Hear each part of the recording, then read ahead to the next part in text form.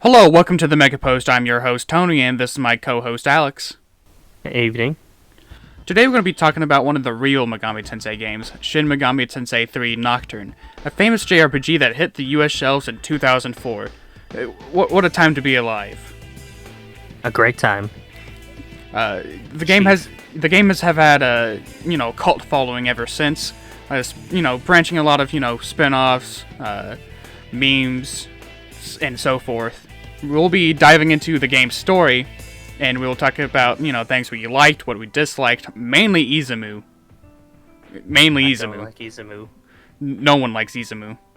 Alright, and now, before we get to talking about the plot of the story and the big meat and introduction of the game, we're going to be going with the true demon ending, or the TDE route for short. Now, let's get into the plot of the game. You have a vision from your teacher telling you she wants to live through this catastrophe that's about to befall the Earth. She asks you to name yourself. I looked up the name for like the CD drama and put that name. I always try and figure out the canon. I usually go with Kazuma or Naoya, because I just think those are pretty sick-ass names to name a character after. Sick-ass names for a sick-ass demi-fiend. Now, once you type in your own name, she asks you for her own name. And her name is Takao. Or you can make it anything you want, but we went with the canon names. After your little vision quest there, you snap back to reality. There goes gravity on a subway. You get a text message from your best and only friend who shows up in the game, Izumu. Tells you to head up to the Yoyogi Park to hurry up. As you leave, an attendant stops you and he's like, "Oh, you're going to Yoyogi Park? You know what happened there? Murders." Alright, you leave the subway, you head up to Yoyogi Park. It's your first experience in the overworld. You get to talk with some people, they talk about some nonsense, and then you head to the actual park itself. And when you get there, your friend is nowhere to be seen. You get a phone call from another friend / classmate, Chiaki, yes. Chiaki. I'm bad at names. She tells you to go to Shinjuku Hospital to meet up with everyone. Before you go, this shady man gives you some information about these murders, and he warns you about the hospital. That man is Hijiri. He's important later. He gives you a copy of the occult magazine, and you're off to go meet your buddies. Hey, what a Chad. Hey kid, you want to see a dead body? By the way, here's my occult magazine that I wrote and edited myself. Not to toot my own horn. Next issue is $29.99. But for you, kid, free. Alright. So you get to Shinjuku Hospital, and Chiaki tells you that this hospital is like spooky and all that. Like, oh, isn't it weird that no one's in this hospital? And Izumu's exploring the hospital, probably on the second floor. Who knows? You give her the occult magazine, and she's pretty upset about it, because who knows that hospital is known for sick and dying patients, and giving someone a book about dying dead people is not a good sign, or at least, not a good gift to give to somebody. But she says, fuck, I'm going to start reading that anyway. Go find Izumu. Go find him. Leave me here. You Chad. So you go off, find Izumu. Izumu's in some random room number 203, I think. You see him from across the hall. Yeah, you see him go into like 203, and then you hop in and say, "Izumu, what's going on?" And he goes, "Bah, you shouldn't have scared me like that. I'm a very scared and frightened boy. I'm a sad, upset little boy. Can't you tell that I'm very intrigued in other stuff based that I shop at Hot Topic?" Anyway, Izumu says, "Let's go back to the person that we left behind in the main lobby. Go see what that bitch is doing." You two stroll on back down to the lobby. You meet up with your gal pal down there. She's been reading that magazine. She tells you she's a little upset by it. Izumu has a good idea to go search for the teacher on the roof and give you the key card for the basement. Because what could ever go wrong in a hospital basement? Everything. With nobody there. Chiaki gives, the Izumu shit for dumping the basement searching off to you. Yeah, she's like, what, are you scared? And he's like, no, I'm just giving it to him because there's no way she could be in the basement. No possible way. I'm just doing it to rule it out. You hop down to the basement, all right? Like the Chad you are. Mm-hmm. And then turns out there's a lot of, empty rooms with blood. It's just juice. Someone has spilled a lot of fruit punch all over the floor in oddly cult-shaped patterns. It happens. Get some bounty. Open up another room, like kind of in the middle section, and it turns out there's a man sitting there. And he's doing the obvious, ooh, he's definitely evil. He spins around and says, you know what? I don't know who you are, but why would a lost lamb come down this way? Why would a teenager be investigating the basement of a hospital I cleared out like 3 minutes ago? You can't be important. My name is Hikara. I'm one of the few names I know how to pronounce. And he'll go, I'm gonna kill you, and there's nothing that you can do about it. And then you get two options. You can either you can just tell him to fucking bring it on, and he's like, oh, you got balls, let's go. Or you can just like try to leave and escape. Either way, your teacher comes in and says, I won't be the main plot point that you need in order to become super evil and stuff. And your cringe compilation if you don't let this boy go. And he's like, okay, all right, I see, but I can't let this child roam free.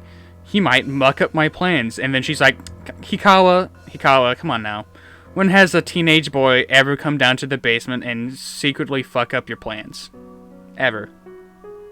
Come on, name one. Turns out, from this point on, all the time. And then your teacher's like, okay, main character, can you please, come up to the roof? I'll explain nothing. I just want you to watch this cool cinematic. So, on your way to the rooftop, it turns out there's a little boy and a caretaker, and they're like, hey, yo, he'd be really cool with some tattoos. We'll have to save this for later. And then they vanish. And then you get explained on the roof. You get explained nothing. Yeah, she goes, did you know that the world's about to end at this very spot? And you're like, no. It's like, okay, well, I promise you, when we meet up again, I will explain it all. JK, bye. Psych. And then you see the conception, or the end of the world happen, and then everything that you know it is now dead. It inverts on top of itself into an inside-out sphere called the Vortex World. There, you wake up and you have a bug demon thing called a Magatama. You get vibe checked. You get vibe checked by the little kid and the caretaker, and then you get a little cinematic saying like, "Ooh man, this looks like this hurts," and then you wake up on a autopsy table with tattoos, no shirt. Luckily, you still have your shoes. Looking for bitches. And a whole lot of demon power. After you recover from waking up with all the demon bits, you decide to explore the hospital again.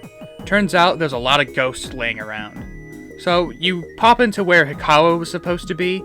Turns out one of the people that you met earlier, Hijiri by the way, says, "Oh wow, I remember you. I met you at the park. Are you a demon now?" No, I am not. Oh, well, neither am I. That's based. And poggers. Want to help me find out what the fuck's going on? Sure. And then he's like, "'Cause you look like you can take care of yourself, and I'm just a weak little person with only one hit point." No, Mr. Demon, please. I'm just an editor with only one hit point. Tell me how I know how to work the Amala network. Your death touch is so strong, you're gonna kill me. I don't even know why I'm protecting this drum. I don't even know what a fried kugel is. Please stop. But he sends you off on your little quest. And on your way to get to the elevator to lead back to the rest of the main part of the hospital, you get stopped by an old man and a young woman.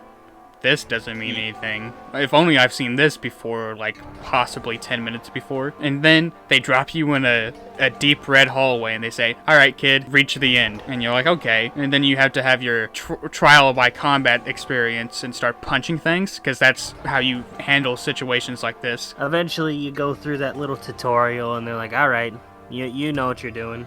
Don't disappoint us. And you head back to the lobby. You look around for your friend. She's not there. So you figure, the exit's blocked off. I can go out the other way. Hop in the elevator, ride up, and you look around. Go to the annex. This is where you meet your first companion of the game, and personally, everyone's favorite and as staple in first partner getting is Pixie. And she'd be like, man, you look like you are a weak demon. Like, maybe I could kick your ass, which, she's right. But I'm going to go ahead and trust you. Can you help me get to the other side so I can leave, so I can go to Yoyogi Park? Let's go beat up some Praetas. Some Praetas. Or Praetas. And she just goes, Makatsuhi. And they go, damn, I hear Makatsuhi. Let's go ahead and open up the door. Wait a second, you're not Makatsuhi. And Pixie goes, yeah? And then they fight. What are you gonna do about it, bitch? You get shown, the first thing you can do in combat is you can control your party members, which will not be present in the game called Persona 3. Just giving you a heads up. Just throwing a little shade at Persona. Just the combat in Persona 3, which is justified.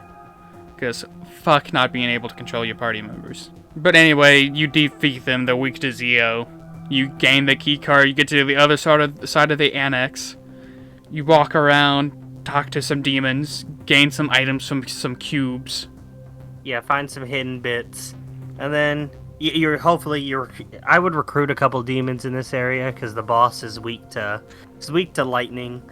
You talk to some ghosts, and to the left of you, you see a giant manta ray, and his name is Fornius, says the guy in this very same hallway. He says he's the boss. He sits around here and guards the door. Why does he guard the door? Shut up. Go somewhere else. And you're like, okay, alright. So you go, grind a bit, up to level 8 or so. Hopefully you got some new demons, maybe Kodama, Shikigami, which is really good because he has buffs, and Zio. Zio's really all you need. Just spam Zio and punch and you'll get through this boss easy. Give him a Zio. But before you fight the boss, talk to the ghost before the boss room and say, hey, I'm gonna go kill Fornius and leave. And he's like, I bet you all my $8 that you won't be able to do it. And you're like, okay, I'll come back here after 4 to 5 minutes or so. Then you meet the manta ray of death or whatever, and Fornius. He seems pretty cool at first. I'm like, oh man, giant manta ray. He says he's gonna slice me to ribbons. Well, he's already dead. He got zapped by Zio. What's that? I spammed Zio and punched him a bunch? Oh, damn. He can get some press turns off by hitting Huipo, which is like a red fairy thing. Just punch him. Just punch him and use Zio. Don't even bring Huipo. Just punch and Zio. That's all you need. Alright, so I'm going to go ahead and as soon as you beat him, you get a new Magatama. I'm going to go ahead and explain the Magatama to you people who may not know what it does. Magatama is basically the equipment of the game. Basically what you equip in order to get new techniques and resistances and weaknesses, sadly. Make sure you collect them all. It's important. And don't erase your skills. You can't go back. Yeah, make sure you pay attention to what skills you want to keep. Watatsumi learns ice skills like Ice Breath and Fog Breath later on the line. When you go outside, I think it's the old man or young child, but they're like, ooh, he seems interesting. He was able to live, and he killed a decent demon. We should keep an eye on him. But that doesn't matter, because Devil Hunter Dante from the hit video game... Fucking Dante! Shut up. Dante! Cut out your own clip.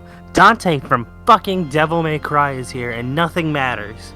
He's here to kick ass and take names, and your name is what he's fucking taking. And he goes, I'm going to go ahead and get paid whatever amount of Maka or money system that he feels like being paid in. Says, I'm going to go ahead and kill this kid. So, you're going to go ahead and fulfill the promise of taking Pixie to Yoyogi Park. So, you go down south of the world map, you'll see Yoyogi Park. It's still roughly the same, just out blasted by the conception. So there's a lot of desert around it. You go in, Pixie goes, "Alright, thank you. But I think you might want to keep me around. You want to keep me around? You can say no, which is stupid, because why would you take away a party member? Or you say, yeah, stay with me, please, because I want to use you until I don't want to anymore." He goes, hee, okay. And off you go. And there's a little, I'm going to go ahead and give you guys a little hint, kind of important later. One. I did not, and my co-host did not, so we didn't really get to feel the true experience, but we'll explain that later. Now you head down south to Shibuya. Alright, so on your way to Shibuya, you might fight some enemies. Maybe some of them have poison or some annoying ailment. Maybe some angels, maybe some Chinese chicken monster. But when you get to Shibuya, big city. Hard Life to could be a dream. Hard to miss. A little fun thing that you can do is talk to the giant star demon that's just spinning around, Decarabia. He is waiting for his friend Fornius, who is at the hospital. Joke's on him, we killed him. But we don't need to tell him that.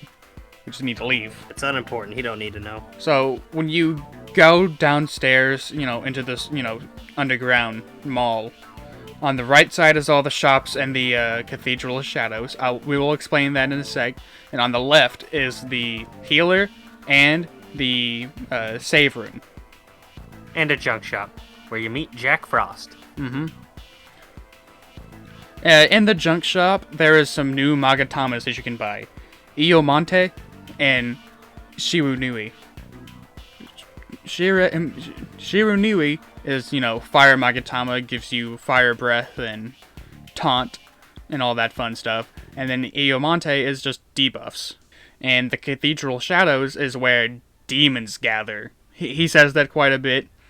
But the nice old man is going to fuse your demons. So let's say you take Pixie and... If you played an SMT game before, you know what fusion is. You don't need to explain what fusion is. Yeah, but to the people who don't know what, this is, you basically take two demons, fuse them together, merge them into one being, crush their souls into bits without their consent, and then form a new being out of it. But, you check around the Shibuya Underground in order to find, a little dance club, a little, nice little disco area. Some ghosts tell you about a club. You walk in and, oh, what's this? A cutscene. Oh, look, it's Chiaki. She's, surviving. Out here having fun. Oh, what? Oh, no, she's depressed. She was about to give up hope because she could not find any of her friends. That's pretty sad. But seeing how you survived and you tell her that, hey, that magazine, 1000% true, who would have guessed? By the way, we still need to find our teacher and our other friend. And she's like, okay, I'll keep on going. Then you fight a cat. Oh yeah, no, then you see a cat who's standing out like a sore thumb, and you're like, I'll tell you information that you need to know. And she's also weak to Zio. So what the information that you need to know is that you need to go to Ginza to find Hikara. And what you do is you go back to the terminal where Hijiri is there. He explains what the terminal is. He says, I can get you to Ginza. You just gotta touch this magic terminal. He's the taxi. This is the fast travel. He's the fast travel of this world. Anywhere you see a terminal, always make sure link it up.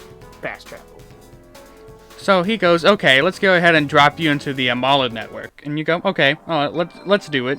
And I guess you can call this segment a digital devil story. But Boo. Boo. Turns out that, he accidentally doesn't have a firm grasp on you, and you fall into the bunch of code and hallways of the universe, essentially. And he says, okay, alright, I'm gonna help you out. Alright, I'm gonna try to decipher this. He's reading the manual, pulled up a WikiHow article, and he's like, okay, how to use the Amala network for dummies. He's watching a YouTube tutorial. And he's like, okay, just go here. And then you go there, and it's blocked off. He fixes it. You get warped around a lot if you pick the wrong hallway to go down to. Teleport maze. There's some items. It's real pain. There's some cutscenes where he's like, I think I figured this out. I'm getting really used to this whole Amala network situation. And then, he gets cut off. But who could be cutting him off? Well, when you, get to the certain area that you need to go, you're being demi-blocked by the Spectre. He's a pretty easy boss. Just focus on getting rid of his clones before the big merge. And then you just beat the shit out of him. Just bully him. He's not that hard now. But give him a little bit. But he tried his best. Hashtag justice for Spectre. Give my homeboy some respect. He tried his best. He was a challenger among challengers. But once you kick his ass, you're in Ginza. With Ginza unlocked, but before you do, you get kidnapped in front of a large audience. The old man you met before, plus his assistant, is like, oh, damn, we got some pretty rad ideas for you. We got some stuff we need you... we got a grocery list. It's called the Candelabra. After he gives you the candelabra, it says, you'll need this for later. You get thrown into Ginza, and Hijiri's like, okay, I almost lost you for a second. You went rogue. Good thing you're here. As soon as you reach Ginza, you realize that it's under the protection of Nihilo. That's the proper way to say it. Up until, recently, everyone's been saying Nihilo. It's Nihilo. I would never have thought of that. Thanks, English dub. But, when you walk in, and you... There's a Hikara's faction. Yeah. You realize that there's a new thing here. Rag's shop. He's been sort of helpful for, throughout the entirety of Megami Tensei, giving you items and shit, in change of giving him priceless gems and artifacts. He goes ahead and, you give him some junk, like shiny diamonds and pearls, and he'll give you items, and he can also give you elements and mitamas. These things are pretty important to know just to lay out the groundwork for how fusion works. An element takes a certain demon of race, like a fairy, and then it makes a stronger fairy up the tier, essentially. You give it to Jack Frost, he turns into Pyro Jack. Mitamas, on the other hand, give stat bonuses, and it can also learn skills onto the demon of said preferred choice if he has open slots available. So let's say you have Aramitama. Aramitama boosts strength. You give it to a demon, he is now physically stronger. Basically steroids for demons. Have fun with that. There is an info broker in Ginza, so if you don't know where to go in certain places where it doesn't point to where you need to go next, good idea to check into Nyx's lounge every once in a while to get new information. Now you might be thinking, oh boy, Nyx, and you might be thinking of Persona 3 Nyx. Nothing like that Nyx. Super useful, not a gimmicky boss at all. She just runs a bar. Successful businesswoman she is. Loki's there too. Yeah, Loki's over there drinking some alcohol. You talk to him, he makes fun of you. I'm gonna, rob his shit later. Yeah, we get our revenge. So, when you talk to Nyx, she tells you where to go, and you want to find a way to continue, and maybe fight back on Nihilo, because they won't let you into their super secret club that you tried reaching into? That's outside of town. And it's like, okay, how about you go into the underpass and go to Ikebukuro? And in order to get to Ikebukuro, go through the underpass of Ginza, which is just, underneath like a little meat locker plant. Coincidentally, it's just nearby. Alright, so the underpass itself is just a series of tunnels, nothing too interesting. But, you meet a new type of people, quote unquote, called mannequins. They're the most pointless things around. Basically, life's punching bag. They were made for demons to beat up. And to be drained of their Magatama. Magatsuki. Life source. Magasuki. Magic sushi.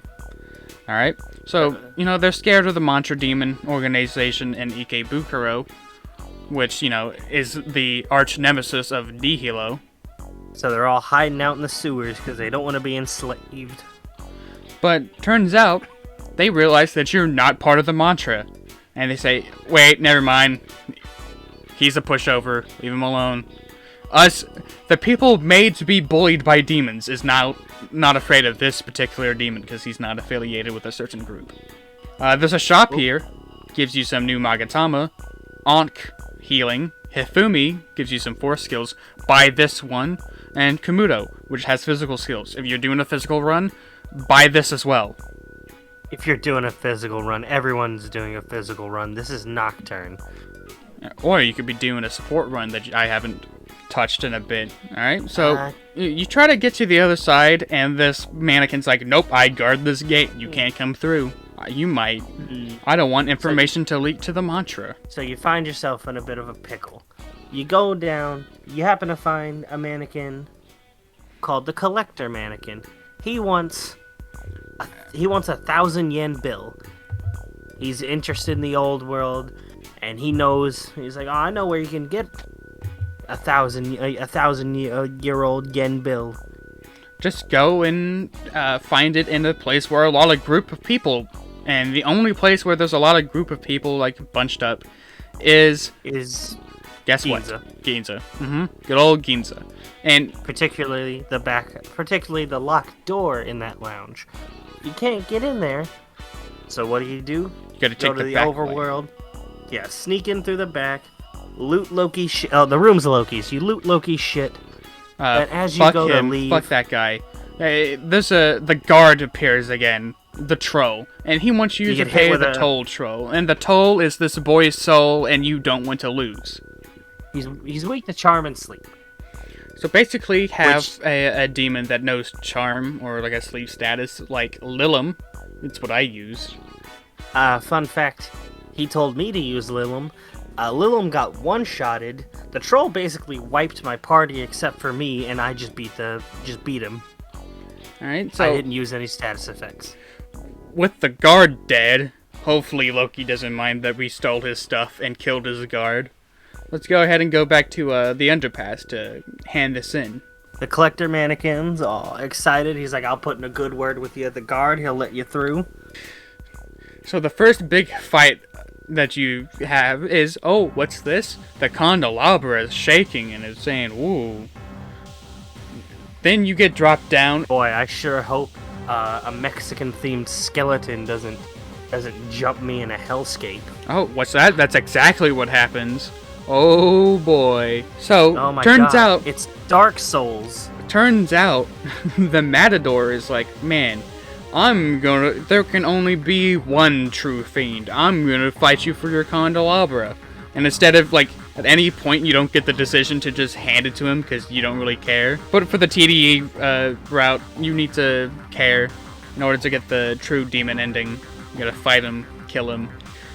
He is the first boss that gives some pushback because he is difficult. If you watch any other video out there on YouTube, everyone's like, oh, the Matador is super hard. I can't beat the Matador. What do I need from I died once, and that's just because I was going through it blind and I was unprepared. Well, I mean, that's what every SMT game does. You fight an enemy, you realize he uses this certain type of move, you die. Then you come back. Yeah. And I don't know how people don't realize this, and they go, well, I'm already a couple hours in, and I've already committed to this one team. What should change your team? You're meant to grind. You lose, you realize that you're not strong enough, you grind for 3 hours, and then you come back and fight, because it's a JRPG.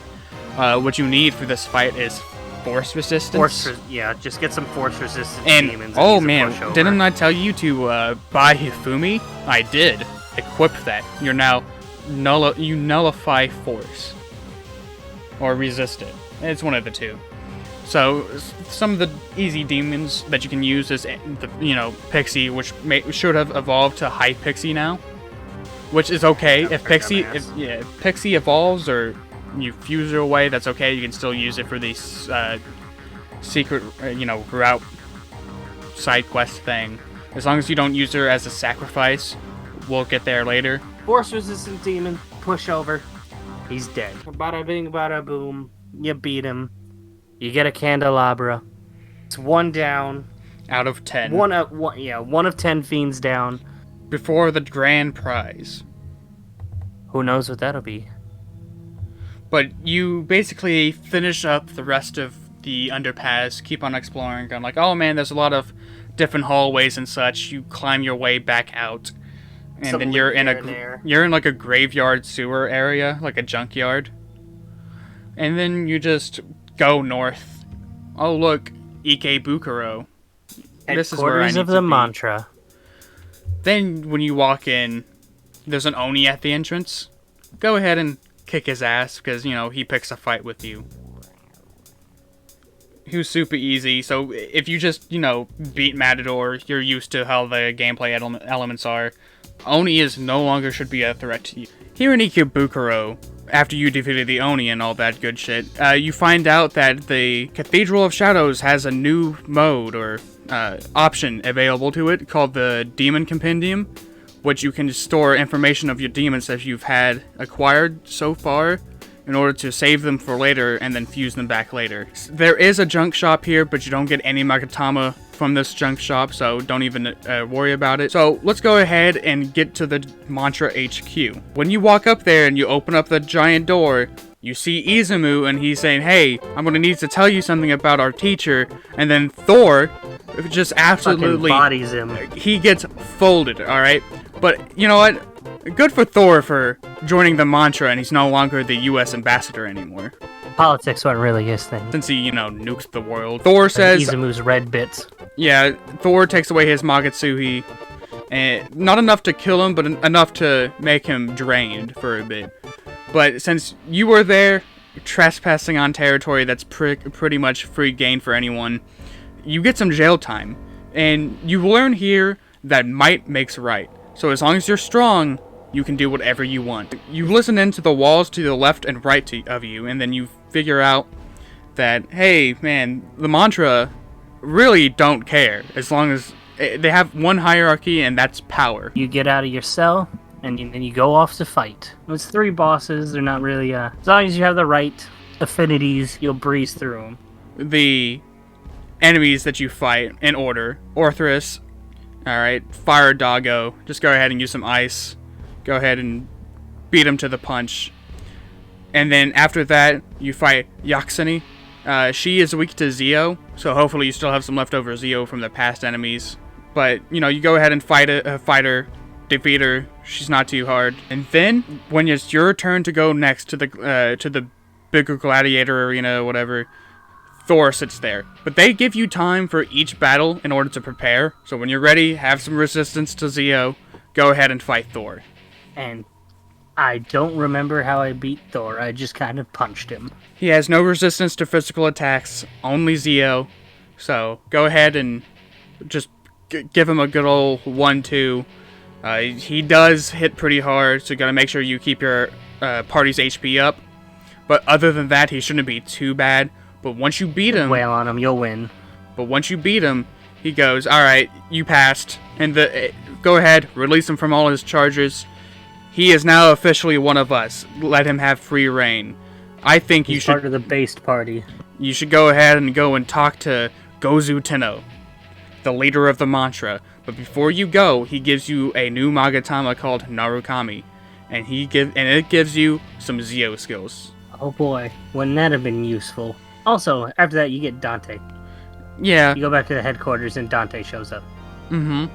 And Dante is pretty rad. He comes down, he jumps off a skyscraper like he usually does in the Devil May Cry games. And he goes, alright kid, I'm gonna go ahead and give you a run for your money. You go ahead and give me your stuff. I'm gonna go ahead and kill you. So Dante's like, if you lose to me, you'll have to play Devil May Cry 2. That's the true terror of fighting Dante. But he only really uses physical skills during his first run. So go ahead and get some resistance to physical attacks like the Komudo that you should have bought back at... Same thing with Thor. Just punch him and you'll win. Yep, but make sure to use all your fun techniques that you've acquired so far. He can also, this is the first time you see it, he has a technique that, takes away all the debuffs you've put on him. I don't remember its name. Holy Star. Holy Star. I should have remembered that. It's very simple. I use that a lot later on, especially when we get to a certain Helpa and a certain right hand of God. Yeah, he also says a really cool thing. He says, okay, kid, I'll let you know something. Where would you rather be buried in? A coffin or a dumpster? When you go up all the way to the top of the Mantra HQ, you can talk to Gozu Tenno. Wish he shows up more in the franchise, in my opinion, because he doesn't really make too many appearances, and it'd be pretty cool to see him in kind of less restrictive settings where you can actually summon him and use him and level him up and all that. Because Gozu Tenno is pretty based. He gives you some. In his dialogue with him, he asks you to join their organization. He's like, you're pretty strong, kid. Join us, and you be the Chad demi-fiends like we were, and say maybe. And he's like, all right, I'll let you decide. But we're gonna go. But we're gonna go ahead and we're gonna go kick the Nihilo. But before you leave, he goes ahead and gives you 2 extra demon slots in order to recruit and fuse up. He's also like, watch out for that guy Dante. He's a dick. But in order to get down to the bottom to go ahead and heal up and get prepared for the next fiend battle, you just jump off the skyscraper. Skyscraper that bit, just fall. And you'll live. But all your HP in your party will drop down to 1 HP, so go ahead and heal right afterwards. Once you jump off the skyscraper and you've healed up, you go left into the little side east part of the mall. And as you continue going through that part of the mall, you'll candelabra, you're like, oh, you sense a strong power here. Do you continue? And, you could, yes or no. Yes. You get sucked into the fight. And then, your first and your second Skeleboy, Daisojo. Which, here in a second, Anthony's going to tell you the proper way to fight him. But what I did was I just glass cannoned him. I used that gives you plus 10 strength and starts with a G. But you fought him with Gaia? So you were like... I fought him with Gaia. So you were like already midway through the game when you fought him? No, I fought him like right after. How the hell did you have Gaia? Oh, because my strength was already fucking like super high, I told you. But I used Gaia, which is something you get from the Mantra headquarters, and it's in the bottom room. You have to have a very high strength stat. I happen to put all of my skills into strength because Chad physical build. So I had that, and even though I was weak to force, I just wailed on him and won. Like a straight punch. I ignored resistances. It was just a pure and brutal beatdown. Now, Anthony, please tell them how the proper way is you're supposed to beat him.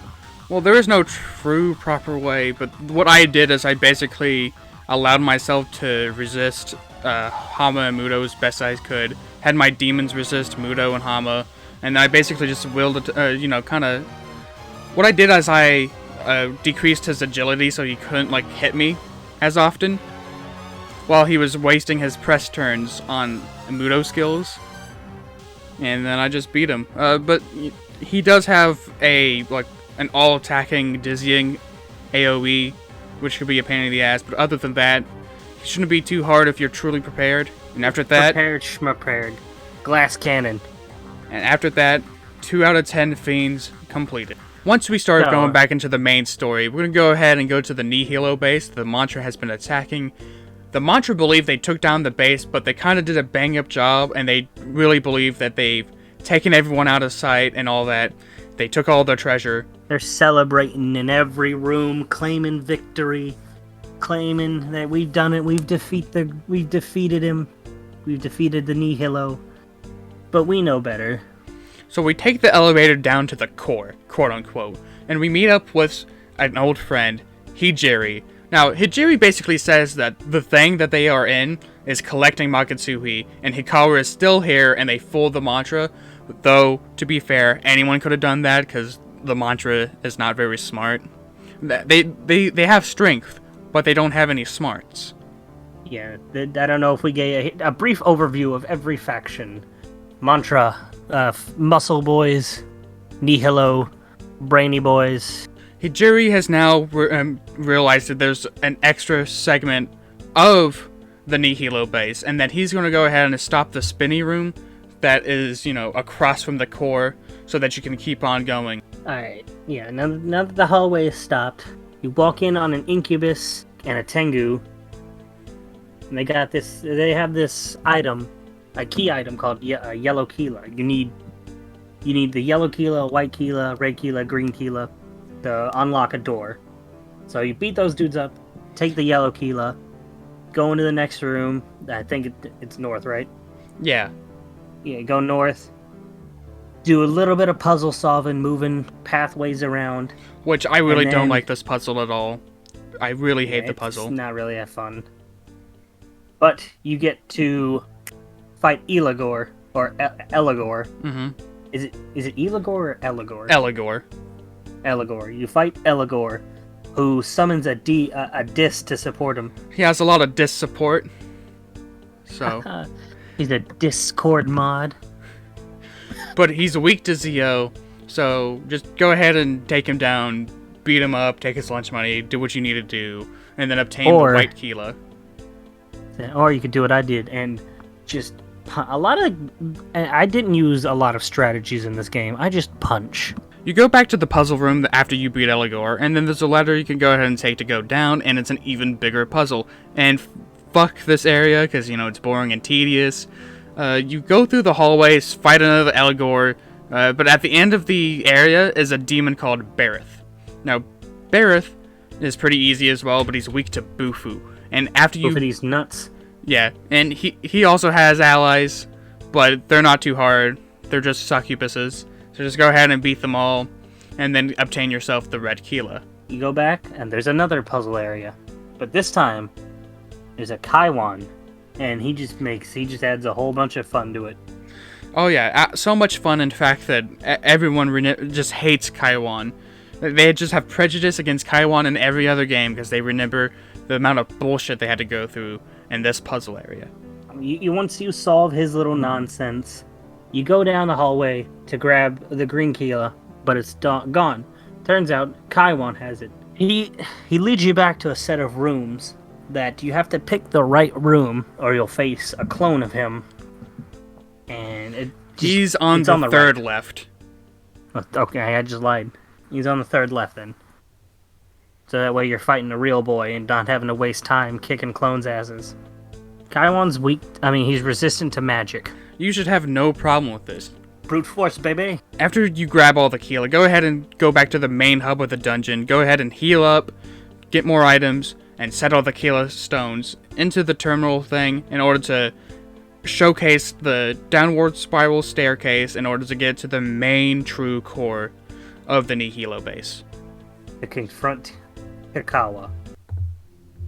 He'll monologue a lot when you confront him.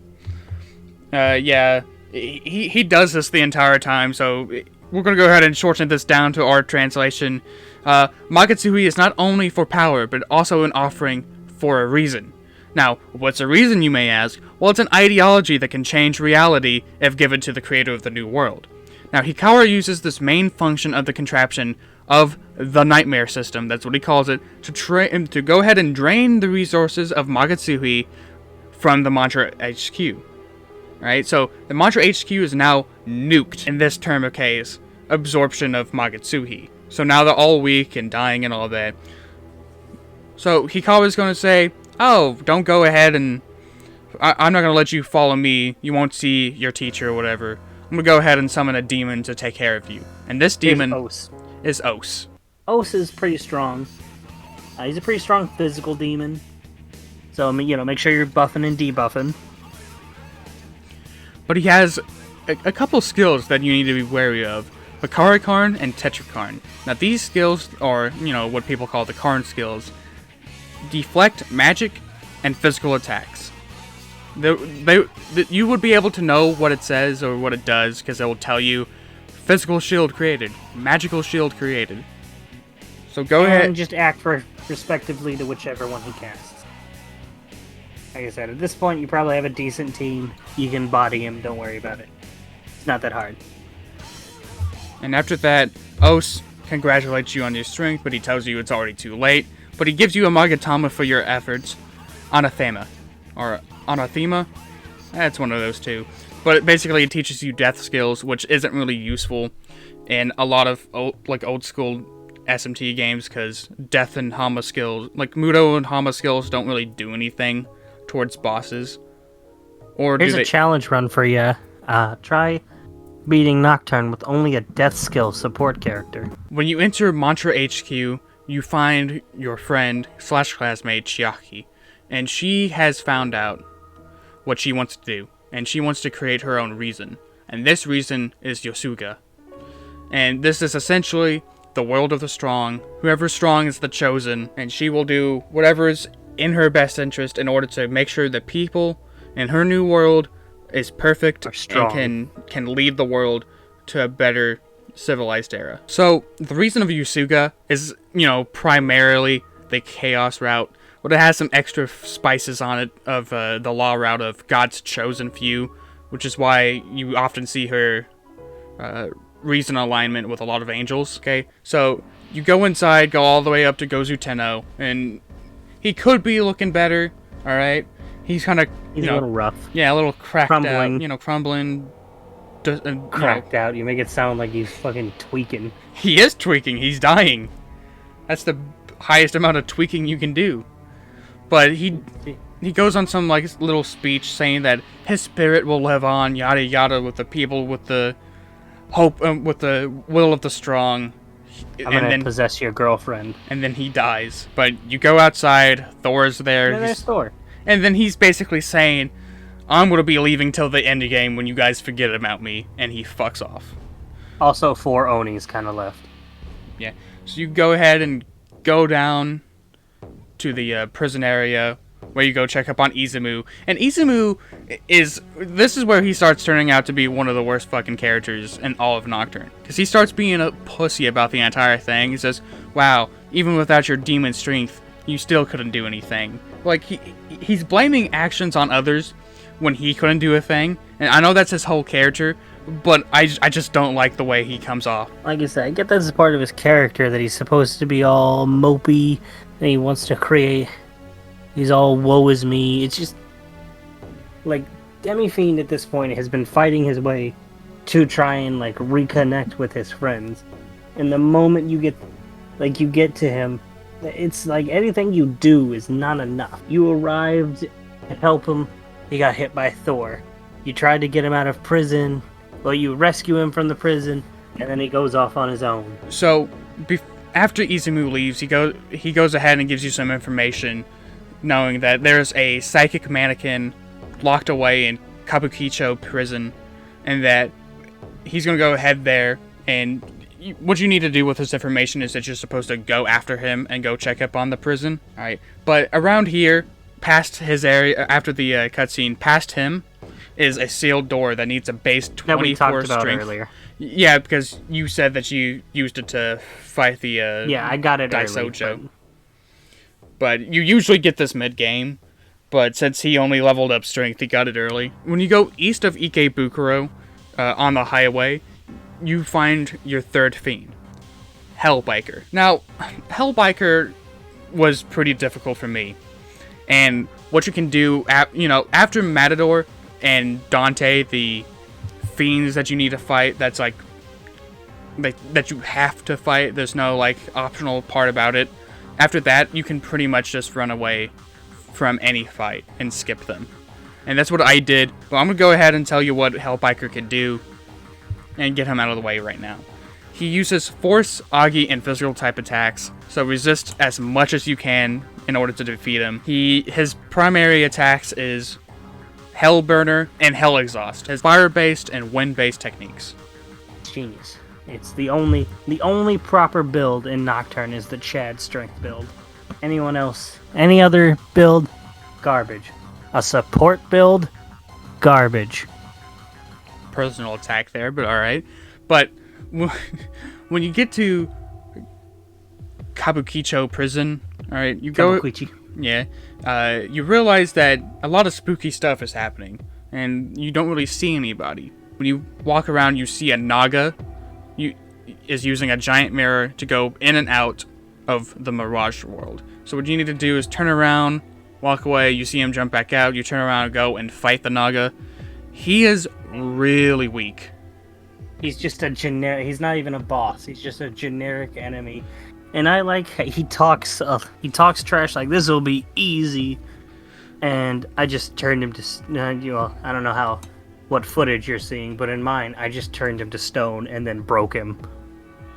But after you kill him, you go ahead and get the Uemugi Stone, which is used in order to go in and out of the Mirage world. This prison confused me, by the way. Just I'm not good with teleporters. I lost myself on the map. But the main key thing is that the Mirage world is now upside down. So what's up is down and down is up. That's what threw me off. Alright, so I get that's the point. So the entire way that you beat this dungeon is going in and out and turning off switches and all that. Alright, so you do some puzzles, drop down to a hole, you talk to a mannequin digging, you scare him, he breaks a spoon, he blames you for his predicament, so you gotta go ahead and find the collector mannequin, because he got himself captured. And then he says, alright... must obtain spoon. The spoon. The most important item throughout the entire game.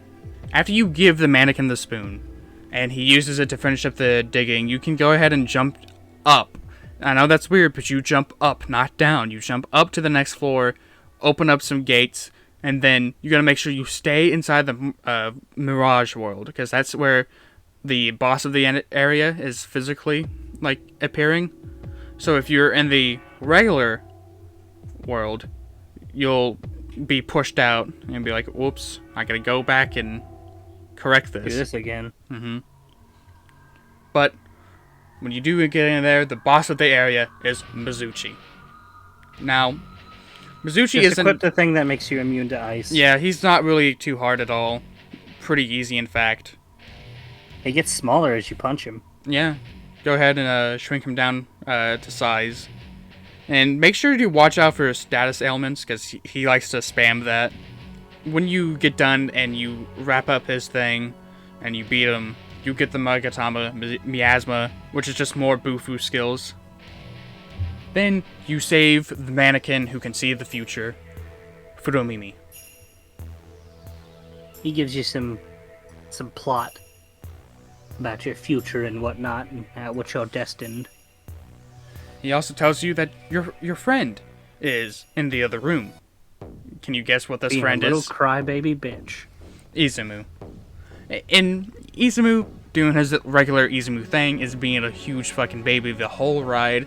And he says, I'm gonna go ahead and find the reason why. I'm gonna go ahead and search out my power on my own. And then he dips into the Amala network. Good riddance for now, because now we can actually focus on people who actually do want our help, like Furomimi.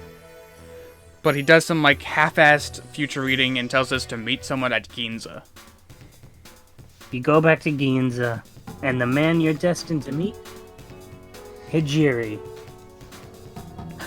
Hijiri comes up with a plan to use the terminal to spy on Nihilo. But you can't use any of the terminals in any nearby terminals because they're all under Nihilo control. So he asks you to go to Asakusa, home of the mannequins. On the way to Asakusa, you have to go through a tunnel, and this tunnel is Ikebukuro tunnel, of course. I'm gonna be honest, the whole tunnels in this game are probably some of the worst areas within the entire game itself, because it's just loaded with pitfalls, dark zones, and damage tiles. The whole 9 yards, but anyone who's not doing the TDE ending can be rest assured that the bosses in this area are optional. You need to fight the 4 Oni in order to get a new Magatama. Now I'm going to go ahead and just bunch them all up because this area is just pitfalls and dark zones. You'll find them all eventually. The 4 Onis consist of Suki, Kinki, and Fuki. The first of the Onis you gotta fight is Suki. He's not that bad. He just resists Bufu. Make sure you hit him with fire and physical. Next is Kinki, which he's pretty difficult if you're doing physical. But if you at least have some good magic, cast Makaja, boost up your magic attacks, and just wail on him with your strongest magic, and you'll take him out. Fuki resists force, is weak to Zio. After you beat all them, near the exit of this dungeon is where you fight the final of the boss, which make sure you fight him on a full Kagasuchi, because the final boss is on Gyoki. He uses Shadow Clone, and if you attack the wrong one, you've basically wasted a move. But since it's a full Kagasuchi, the only the real one will have a shadow underneath him, and you can basically lock him into a pattern where you're wailing on him, he's constantly buffing himself, you're debuffing, wail on him, and he's the easiest of the bunch on a full Kagasuchi. After you beat him, you can go ahead and go to the back room and get a Magatama for this area. Murakumo gives you some void statuses and all that. Really not good at all, but you need it anyway. Now that you're outside, when you get outside the tunnel and you finally reach Asakusa, home of the mannequins, there's a couple things that we need to stop by and get out of the way first. One, there's a new Magatama in the shop. There's going to be Nirvana and Gehenna. Nirvana gives you expel damage, but the only thing really useful is Divine Shot, which is a physical attack. And Gehenna has some 3rd tier fire spells, pretty useful in the halfway point, but I suggest getting Nirvana first.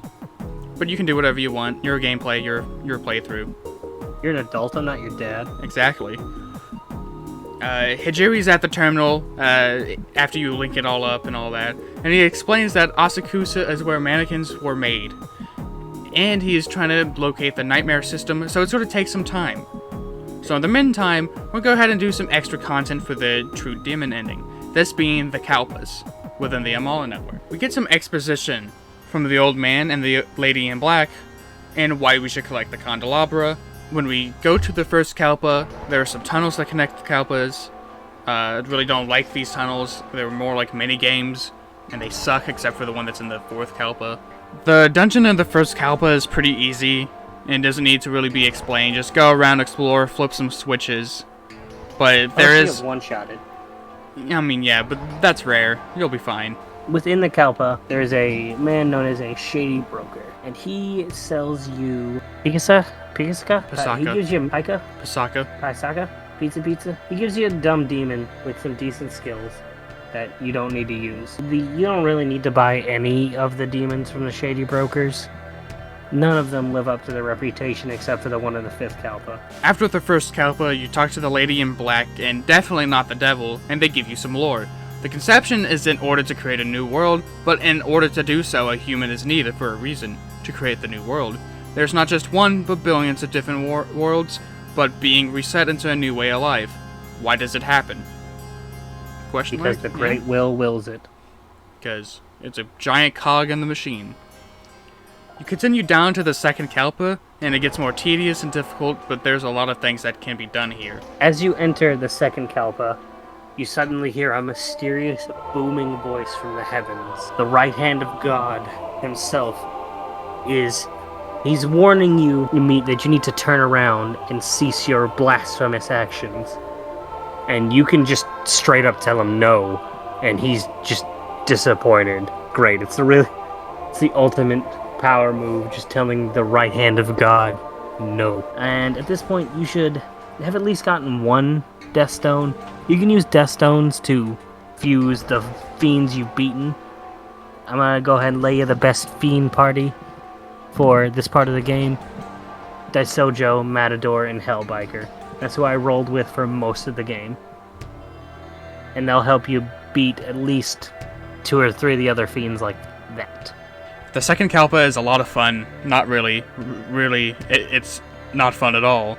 Because there's a lot I got lost in the maze. There's a lot of drop puzzles and all that. And what you need to acquire is the Moon Key, but you have to go through some invisible walls on the same floor as a giant labyrinth in order to advance further. There is a second shady broker here in New Way. It has a lot of healing skills, but it's not really that useful. But before we go ahead and wrap up the final Kalpa, or not final, shit. What did I say? Shit, we jumped all the way to the 5th. 3 and 4 unimportant. You don't need those. Right to the button. No. Before we go ahead and finish up the second Kalpa, we need to go ahead and get some extra money in order to boost our services and our teams in order to make them the best as we possibly can for the mid-game. Now, in order to get so, we need to get through the Cursed Corridor. Now, this area... take damage. This area sucks. Yeah. You'll probably die a lot, so make sure you save beforehand and just brave through it, and you get a lifetime of Maka. And when I mean lifetime, I mean enough for the mid-game. But enough to last a bit. But when you get to the end, you talk to the Flaming Genie and claim 250,000 Maka. But when you get to the end of the Kalpa, you get some more lore. Now this one I actually personally like, because it talks about one of the better written characters in Nocturne, this being Hikara.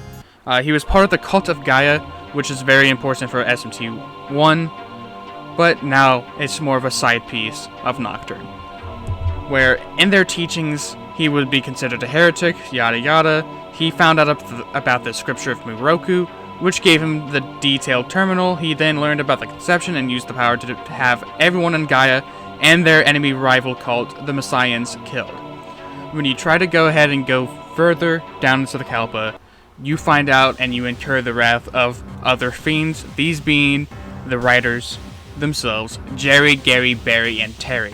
They all have the same fight pattern, just adjusted, so I'll go ahead and save us some time and go ahead and get it out of the way right now. And when we get to a certain area, I'll go ahead, you can go ahead and talk, where to find them within this area. But all the riders summon allies to fight with them, but if you kill them, the AI proceeds to give itself more press turns, so the best way to disable the allies as best as possible and focus all main attacks on the riders themselves. White Rider can be found outside any town. I encountered him outside of Asakusa. Fucking camper. He summons virtues. Yeah, he's a fucking camper. He just ambushes you. He uses Augie skills. He's got a unique skill called God's Bow. Just use Stone Gaze on his minions and wail on him, and you're done. Same thing with Red Rider, who's found outside the terminal for the Ginza underpass, but he uses Zeo and Force and Terror Blade, which, again, it's, like I said, Stone Gaze and wail on him. Alright, so Black Rider is, of course these next riders are going to be a little bit later in the game, so we're going to go ahead and finish them up. Black Rider is found on the 2nd floor in Shinjuku Hospital. Fight him after dealing with the Nightmare System. Summons Legion, uses Bufu and Almighty. Soul Divide halves the HP of all the party members, but he really doesn't really use this, so go ahead and take him out. Pale Rider is found in the reopened section of Asakusa, right before the Collector Mannequin shop. He summons Aloha, uses Bufu skills and Almighty skills. 7 out of 10 defeated. We'll go ahead and return where we left off, and we can go ahead and talk about some mannequins and look for them.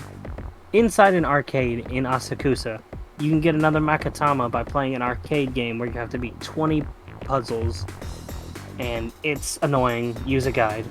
That's what I did. After you do that, you obtain the healing Makatama, Gase.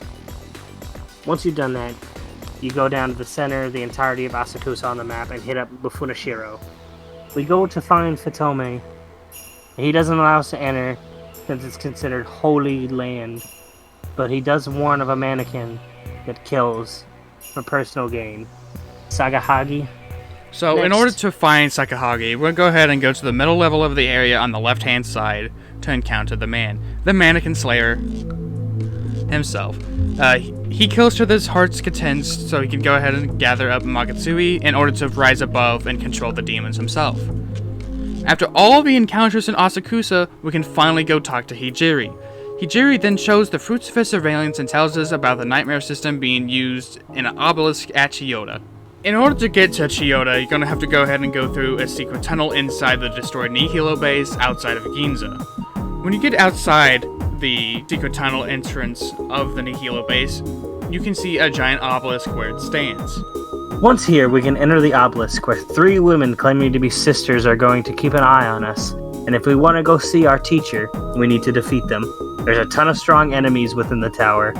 So, preserve your stamina, get some good demons, fight your way through.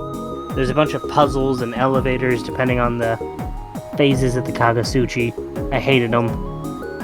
There's some good right. loot. Oh yeah, there was some banger loot in here. But I can't remember any of it because I just kind of sped run this because I didn't want anything. When you reach the top, you fight the Morai sisters. You fight each of them individually in order to get a feel of their movesets, which I did not do.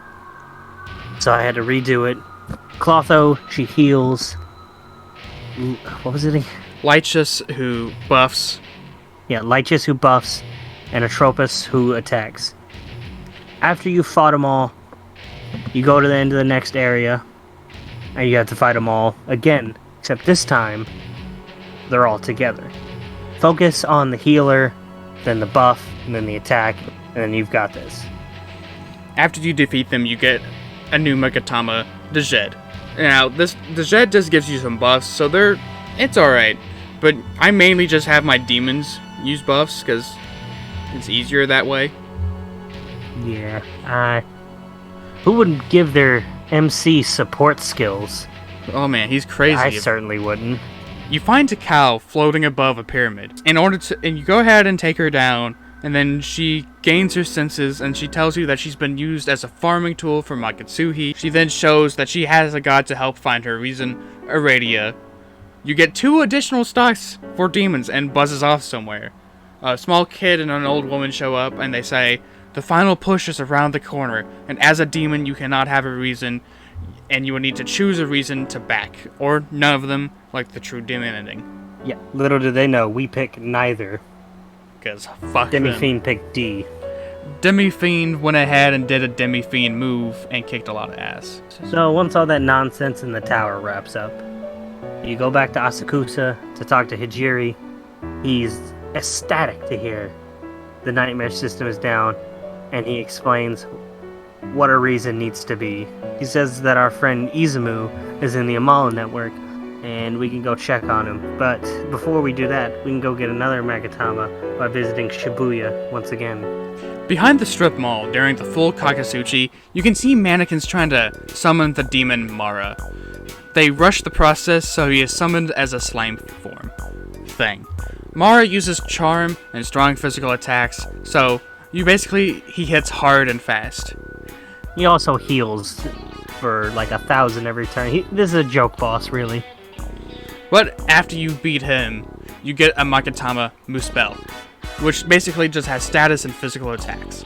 So let's go ahead, go back, meet up with Hijiri, and go back inside the Amala network. You go and check in on Izumu. The dungeon has been updated with new demons that can get out of hand pretty quickly if you're not paying attention, this being Legion. The way you advance is by going through the right directions to get to the other side while paths are being blocked off. I really didn't like this section at all. It was annoying. I redid this section like 5 to 6 times. I actually had to pause recording until I got to the other side in order to bring it back up in order to get the next cutscene or whatever for the next area. But a returning guest. Hashtag Justice for Spectre. He comes back for round 2. And you obviously demolish him, but hey, he tried his best. Before you go and talk with Izumu, you gotta take a Q&A from the shadow. After you get done with your Reddit AMA with him, you go find Izumu, and he's fusing with souls in the Amala network. Izumu goes on about how nobody cares about him, and he doesn't care about them. Like a fucking incel he is. So he says everybody should be alone and be in their own reality. And shop at Hot Topic like him. And shop at Hot Topic. So that's the reason of Musubi is now created. Okay, so now the reason of Musubi is created. You leave, and Hijiri just says go somewhere else. And go somewhere else and investigate Asakusa. You talk to some new demon residents that have been moving into Asakusa, And you overhear that one of them is talking about how Hikawa is now in Ikebukuro. Go to Ikebukuro, talk to Hikawa, who, even though he's doing things like he's doing like a psychopath, who wants prosperity for everyone, to live a stale life with nut change. So he's the law faction. Yeah, he's and the you law learn guy. The reason Shijima. Of Shijima. Yep. I actually really do like Hikawa, which is really weird because he's supposed to be the villain. But out of everyone, he's the only one who actually put time and effort into making his thing and wasn't like on the spot. Like, everybody else just kind of pulled into their reason, which I guess also kind of fits in with Nocturne. How they were just kind of warped in there and they just had to figure it out. That's true. I do like that. But Hikawa just seems a little bit more motivating. If he wasn't a dick the entire time, I can see a lot more people joining his side anyway. But Hikawa does technically want the betterment of, humanity as a whole. And he's actually lived his life in order to figure this out. So that's pretty fun. And he also gets the most backstory. So I'm just kind of inclined to like him a bit more. Even though Hikawa talks like a Redditor, he at least has the most amount of development. And, he put some thought into his reasoning. He says someone's in Gozo Tenho. Someone's in Big Statue Man's place, causing trouble. But you sadly can't go in, so you have to go back to Mufuna Shiro in order to talk to Fudomimi. And he says you can go to Yoyogi Park through the new opened up Asakusa. Asu shit. To get to the other, to get to another fucking tunnel section. Oh, the collector mannequin has also set up a shop where he's selling some good Magatama. And he goes, "Welcome. I got some rare Magatama for you, stranger." It's alright. He sells you Kamarogi, which is weak to magic and learns some physical attacks. Vimana. No, you never know, but continue. Vimana learns some physical skills, and then Sophia, the best healing skills in the game. Then you have to go through Asakusa Tunnel in order to get to Yoyogi Park. Dead mannequins are everywhere. Who could have done this? Who's known for killing mannequins? Co-host. Could be anybody. I think it's a certain stabby knife guy wearing the skin of his friends we saw earlier. Possibly. Who knows? Once you get on the outside of Asakusa Tunnel, you can now go to the opposite side of the locked entrance of Yoyogi Park, and you find Takao. She doesn't have a reason yet because her dumbass believes that a god can give it to her, even though literally everyone knows it has to be born from a human's will. Don't know how she hasn't picked up on this yet. There is a stone called Yarihino Himarogi, and I'll say YH for now on, because that's took him 5 takes. It took a bit. It grants a lot of Magatsuhi and does a lot of cool stuff, apparently. Now you gotta do a fetch quest within the park to go get it. There's some cracked out fairies acting as enemies and obstacles. Dungeon pathways reset and you get warped by fairies.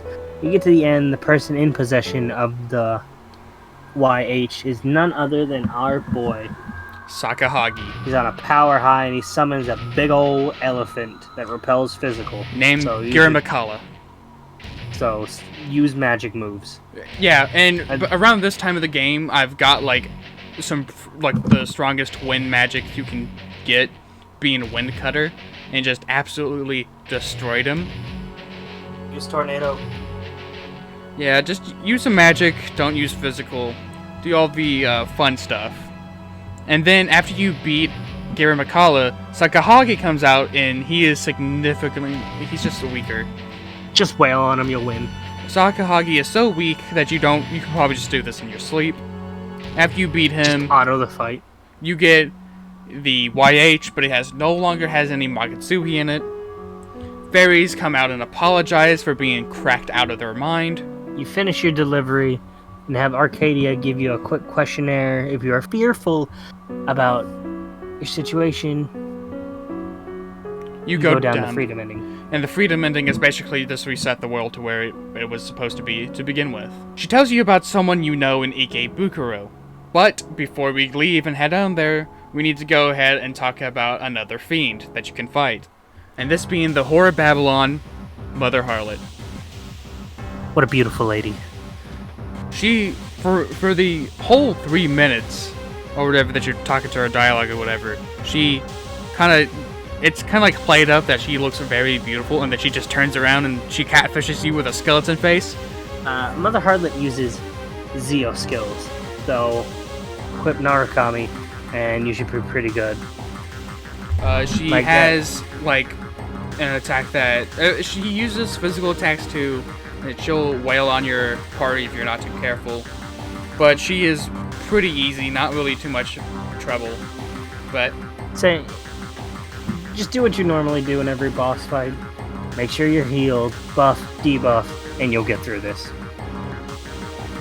And when you beat her, 8 out of 10 is now complete. After you deal with Mother Harlot, you have to go back and talk to Hijiri in Asakusa, and he'll tell you about somebody being in Ikebukuro trying to revive Gozu Tenno. Who could this be? I don't know. So when we get to Ikebukuro, alright, we have to go back to the HQ of Mantra to find out what's going on with Gozu Tenno's remains, and we see Chiaki there. Chiaki is needing a hand to feel her reason, so good old Goza boy gives her that good juice. Making her something beyond human. Your classmate is now a pseudo-fiend. What's a pseudo-fiend? Kind of like Izumu. They are fake demons. How fake? Fake enough to keep a reason, but not real enough to be a demon. Fake as a $2 bill. After you see that Chiaki is now a super powered demon person thing, we're going to go ahead and see all the angels are now here, and we go to talk to a principality on the east side of the exit. And then he'll talk about a new king or emperor, whatever you want to call them, in Kabukicho prison. A new boss to fight. Who could this be? When we head back, we learn that there's a new Frost in town. Black Frost. Frost is a pretty tough boy and knows Mudo and Bufo. Buffety's nuts. He's a pain to fight. For me, at the very least. I just kind of just punch things. We've established I don't really strategize. As long as you resist Mudo, and most of your demons do that as well, you should not be instant killed. You just take some Bufu damage, and that's okay, you can manage with that. Buffety's nuts. And after you take him down, you know, he'll go, hee-ho, why can this happen to me? Hee-ho, I'm melting, or whatever. Then you get a new Magatama, Satan. And you'll never see Black Frost again. He'll never show up. Never whatsoever. Especially not in the 5th Kalpa. 4th Kalpa. 3rd Kalpa. 3rd Kalpa. He's in one of those Kalpas. Allegedly not. And the Magatama Satan gives you Jive Talk. Now, Jive Talk allows you to talk to vile and foul and haunt races. What would you be able to do with this? Probably nothing too crazy. If you want to use Jive Talk, use Jive Talk. Not really necessary or mandatory. Not a good skill. You also learn some decent physical attacks like Zero's Beat, or however you want to pronounce that. But, you know, after you get done with that, we should go ahead and head back to Asakusa and talk to Hijiri, and he is cranked out. He is losing his mind. He thinks he's God. He's going on a power trip and starts being a more overt character in how he states that he should create a new world with his intelligence of both the Amala and the Vortex world. Alright, so and also Hikawa's in the diet building. Yeah, we learned that, you know, Hijiri gives us a lot of information, such as, you know, Hikara being at the diet building. There's a large temple that has a lot of Magatsuhi. Mannequins are demanding their own reason. When he's done doing so, Izumu attacks and pulls him through the Amala network. So guess who has to go through the Amala network once again? It might be us. It is us. Ah. So when we hop in, Izumu asks us if we came to rescue him or Hijiri. Doesn't matter which one you pick, because you can still back out of any option. No matter the answer, he'll ask you to go to Amala Temple. On your way there, you have your final battle with the Spectre. Now, Spectre this time around isn't playing around. He will divide himself and then start blowing himself up. The Spectre takes a page out of the Challenger's book and explodes. That's his main mode of attack here. Survive that and slowly whittle him down, and he's a piece of cake. And no more Spectre anymore. When you exit the Amala network, Izumu will give you his own little shopping list where you have to go to the Amala temples, plural, there's 3 of them, there's 3 pyramids, and defeat every boss demon there, the Amala Guardians. Oh boy. I sure hope there isn't a tedious teleport puzzle where you alternate between light and dark worlds. Oh that boy. Would be a pain. That will definitely suck. Who would ever think of such torture for a human being to sustain? Well, first off on the list is the White Temple. The White Temple is a bit tedious since it has a lot of teleporting puzzles, but you know, they're just little warps, nothing too big. You get to the elevators when you reach the end. You gotta figure out which floor you need to go to and just get to the top, and then you fight a boss. And this boss is Albion. Albion's main means of fighting is to create 4 miniature clones of himself, one representing each of the elements, who if you take them down first, he revives them, and if you take him down first, he revives himself. Yeah, you need to time it to where you take down all of them at once. At least that's what I did. You get a Magatama named Adama. Gives you them sweet Zeo skills. The next on the shopping list is the Black Temple. This area is pretty simple compared to the others, but since it's just dark rooms and pitfalls, what you need to do is find the correct pitfall, go down, get to the elevator, and find a way down to the boss. It took me way longer than I'd like to admit to figure out that you have to drop down. I kind of spent a little bit fumbling around fighting things. The next boss on the list is LCL. He's pretty sturdy with annoying moves that drops you down a single HP and will kill you the next turn. He has Dikaja and Dakunda skills, so keep an eye on that. He's not too bad, but since he is single target, you can just wail on him. And he won't really do much besides having his bullshit fucking HP drop moves. But if you notice his pattern, you can just work with that. Alright, the Red Temple, if you weren't guessing by a little bit of foreshadowing earlier, is a place where you don't need to touch the shadows. Touching the shadows transports you between 2 different dimensions, light and dark. Or with a lot of damage floors. Or the good or the cum zone. Whatever ones you want to talk about. Welcome to the cum zone. You just long silence. Gotta walk in circles for a long ass time in order to get the perfect area. And sometimes some doors just lead you straight to a shadow, therefore instantly teleported. There's a whole red maze. The whole Red Temple is dumb. Eventually, once you bumble your way through the stupid light and shadow nonsense, you come up with Scuddy. She halves your HP and she seals your skills, then hits you with an earthquake for a severe amount of damage. What she doesn't know is, you got buffs and debuffs, and you can kick her ass. Also, I don't think you're supposed to use Boofer on her, because she'll block it, so just to hit her with physical attacks like you usually do, like most bosses. Like I've done in every encounter so far. Fists, baby. But when you beat them all, a 4th temple comes down to access all that stored good magic sushi. It's real nice. Izumu has Hijiri strung up, and in order to use him as a conduit, Hijiri has his plan revealed that he was going to use a sacrifice for his gain, son of a bitch. Hijiri is sacrificed. Izumu summons a water bear from a different universe and names it Noah. And then after that, we are kicked out of the Cool Kid Club. So now we have to go back to Mufuna Shiro and check up on the mannequins. Newsflash, they're dead. Oh no, I like those guys. Most, if not all of them, are dead. Yusuke followers have rummaged the place, and so you have to continue on. Turns out Shiaki is here, and she's trying to take all the Magatsuhi, and is fighting with Fudomimi. In the script here, it says, side note, the way she killed the mannequin was pretty based. Based in red pilled Chiaki. You argue with Chiaki for a little bit. She calls you a blind follower since you won't follow her, which, ration that. Yeah. And then she summons archangels. 3 of them. The 3 archangels. Gabriel. Yep. Gabriel, alright. Raphael, and Uriel. And Donatello. Gabriel attacks all, uses Expel. Raphael uses the Karn skills, so make sure to watch what he does so you don't accidentally kill yourself. He uses physical attacks, and Uriel uses magic and healing, so kill him first, because fuck the healing. Fun fact, I wasn't paying attention and accidentally autoed and died. After the tedious boss fight, Chiaki summons her god, Baal.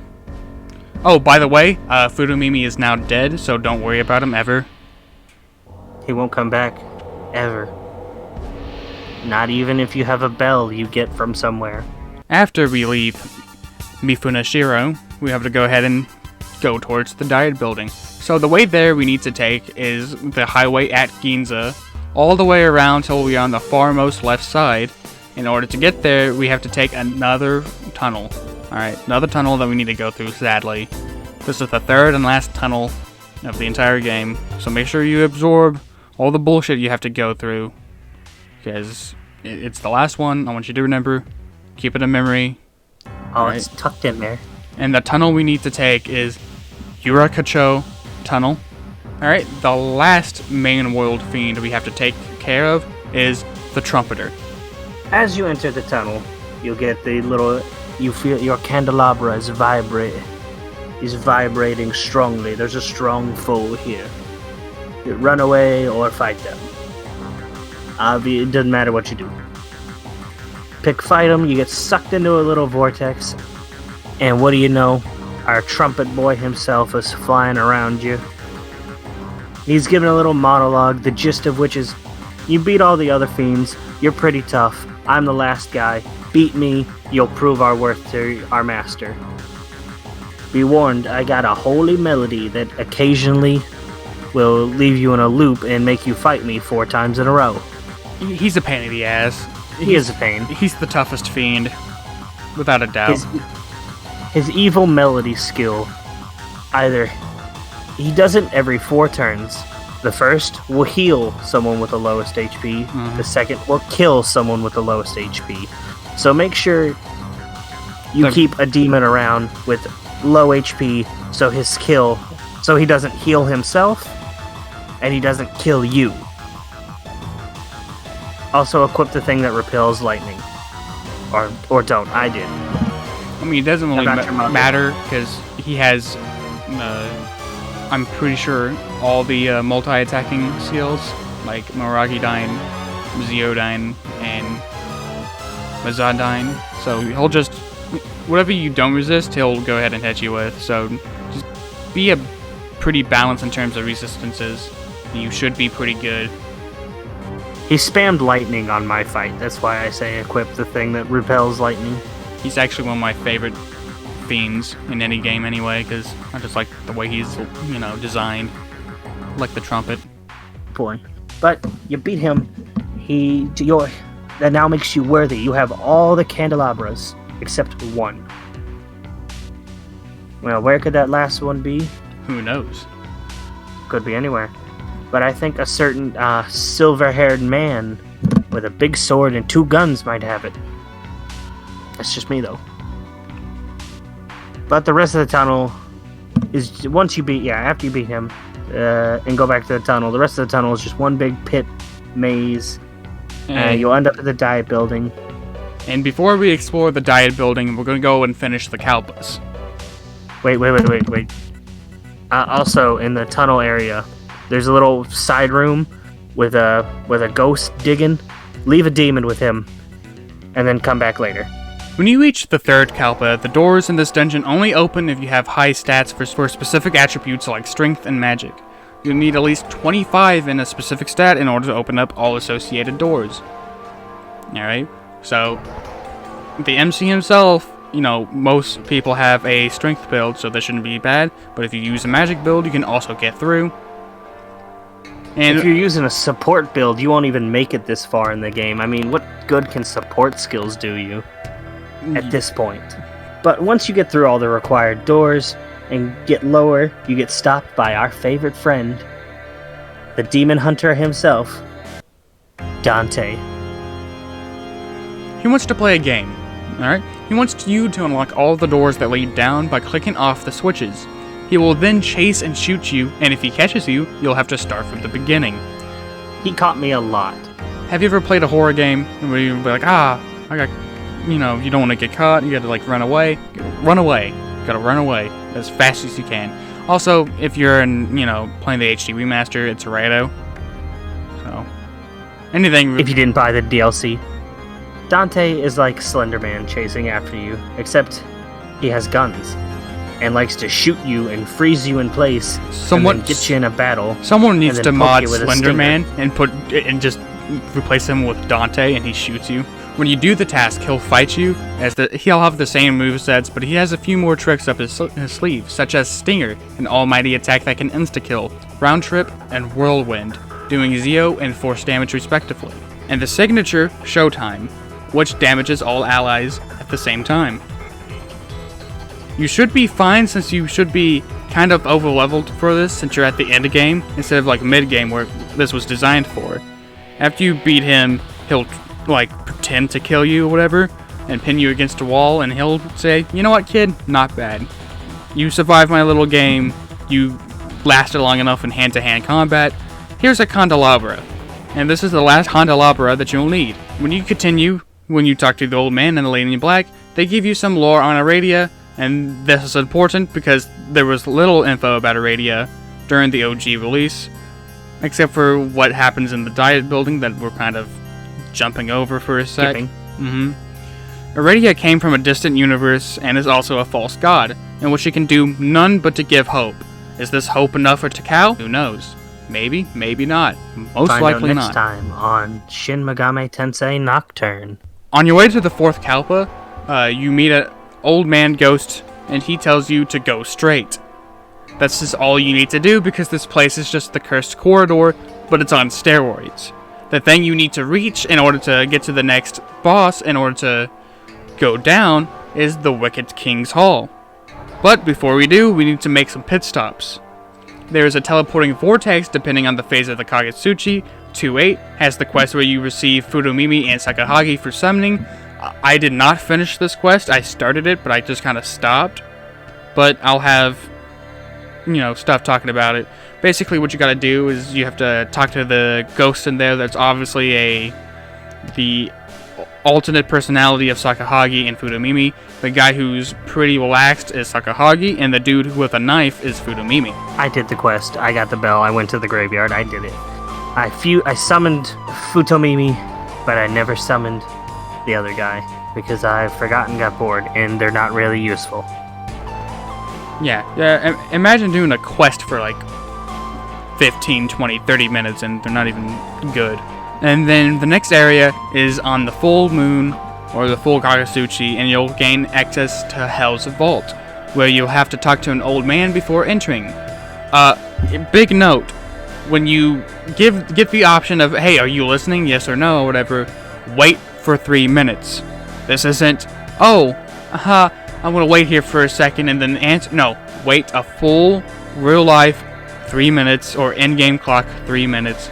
So set down your controller, give yourself a sandwich, maybe get yourself a soda or something, eat it, drink it, maybe watch some YouTube to pass some time like I did, and then talk to the old man. He says, thanks, Sonny, for listening. What do you think, Alex? Adam? I don't know what are you talking about? Hell's Vault, where you get all the Maka. I didn't explore Hell's Vault. You didn't do it? You didn't talk to the old man? No, I didn't talk to no old man. Wow, okay, that was a pointless throwaway line that I did. Alright, whatever. See, Anthony, you counted on me, playing paying the game. attention to things. I kind of just beelined it for fucking Beelzebub. Alright, and... Also, I had the coronavirus during this part of the the fucking game. In Hell's Vault, you can also have access to the Maka Tunnel minigame, and this is the best one to grind in. And this is what I spent like 2 nights on to get enough Maka to never have to worry about finances again. So, Maka millionaire right here, alright? I couldn't do the tunnel because I couldn't be bothered to learn things, so I just grinded. My main place to grind was in the next Kalpa, but more on that later. In order to get to Hell's Hall, we need to be on the new moon, or the new Kagasuchi. More damage tiles till you get to the boss room. And when you get to the Wicked King's Hall or whatever you need to be at, go ahead and make sure you have some demons that resist Mudo. Please, for the love of God, resist / nullify Mudo. Don't listen to this man. He lied to me about the fight. I did not lie. Saying Agi was the best skill to use. It is. Agi. He has no resistance to Agi. Just because you suck at leveling up your characters doesn't make me a liar. But he doesn't have a weakness to Agi. Listen, I beat Lucifer on my first try. I beat Beelzebub on my first try by just whittling him down with punches. Yeah, and that's also great, but he has no resistance to Agi, so you can just abuse that with your high strength stat with Magma Axes, which is what I did. I didn't have Magma Axe. He also has Dikasha and Dukunda, which, and also a unique skill called Death Flies, which will kill anyone not resistant to Mudo skills, as well as almighty damage to all allies. So, that hits hard, so you gotta keep an eye to that. He has high resistances to everything other than Agi. Alright? And your fists.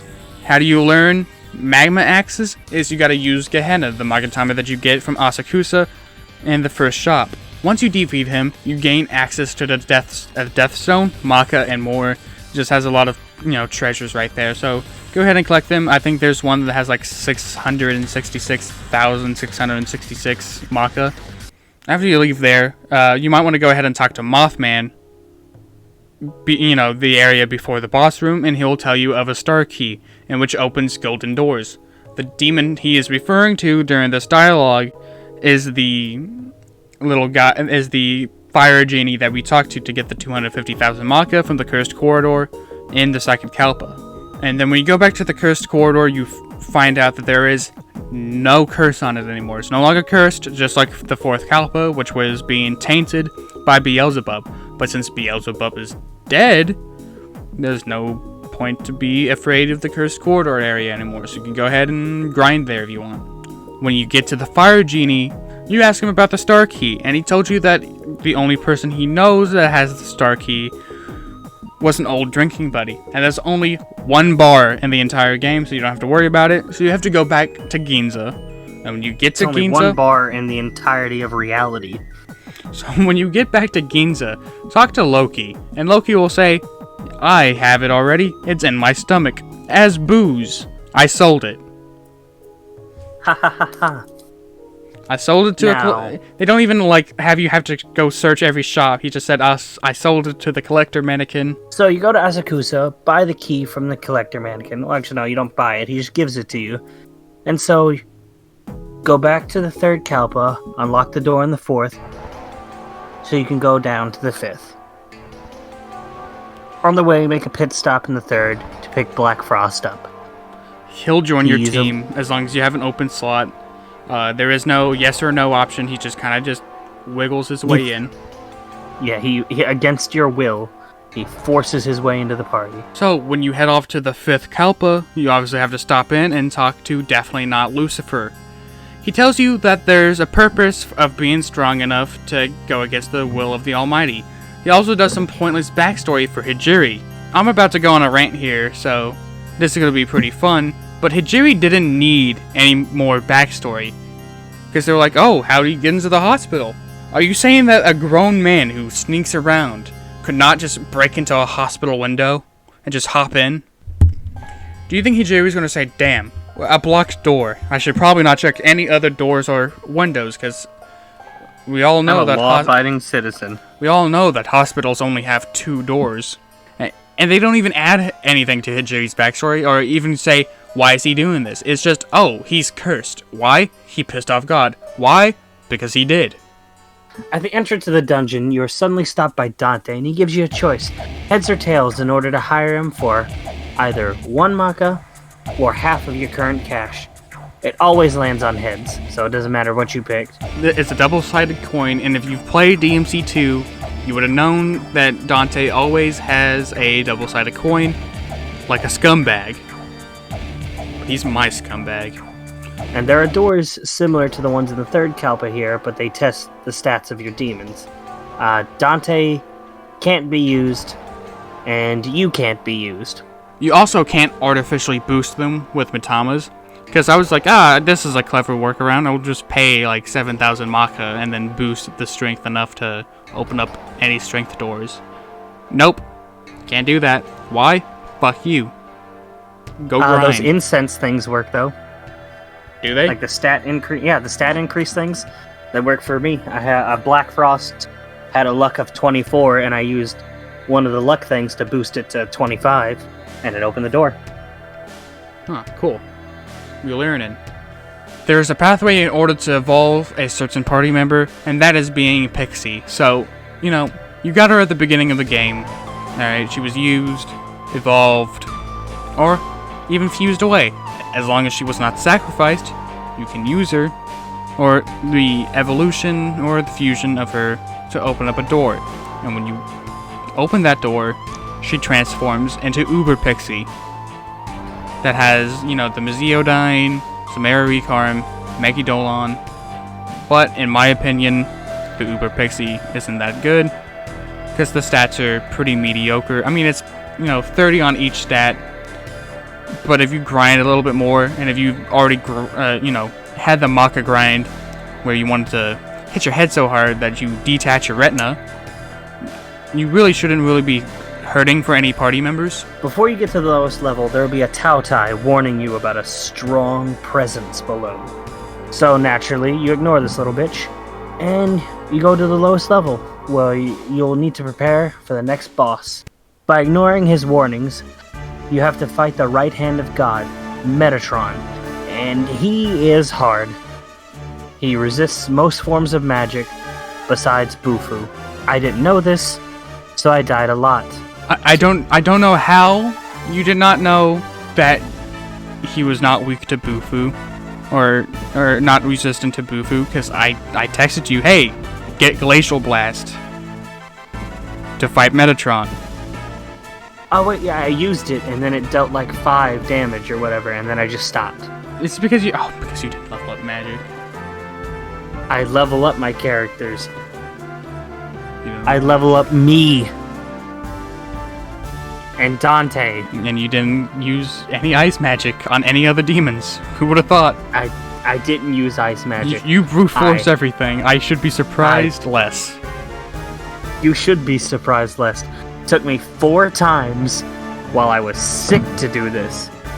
I even pulled up his HP, and I had a calculator, and every damage I was doing, I was minusing from it.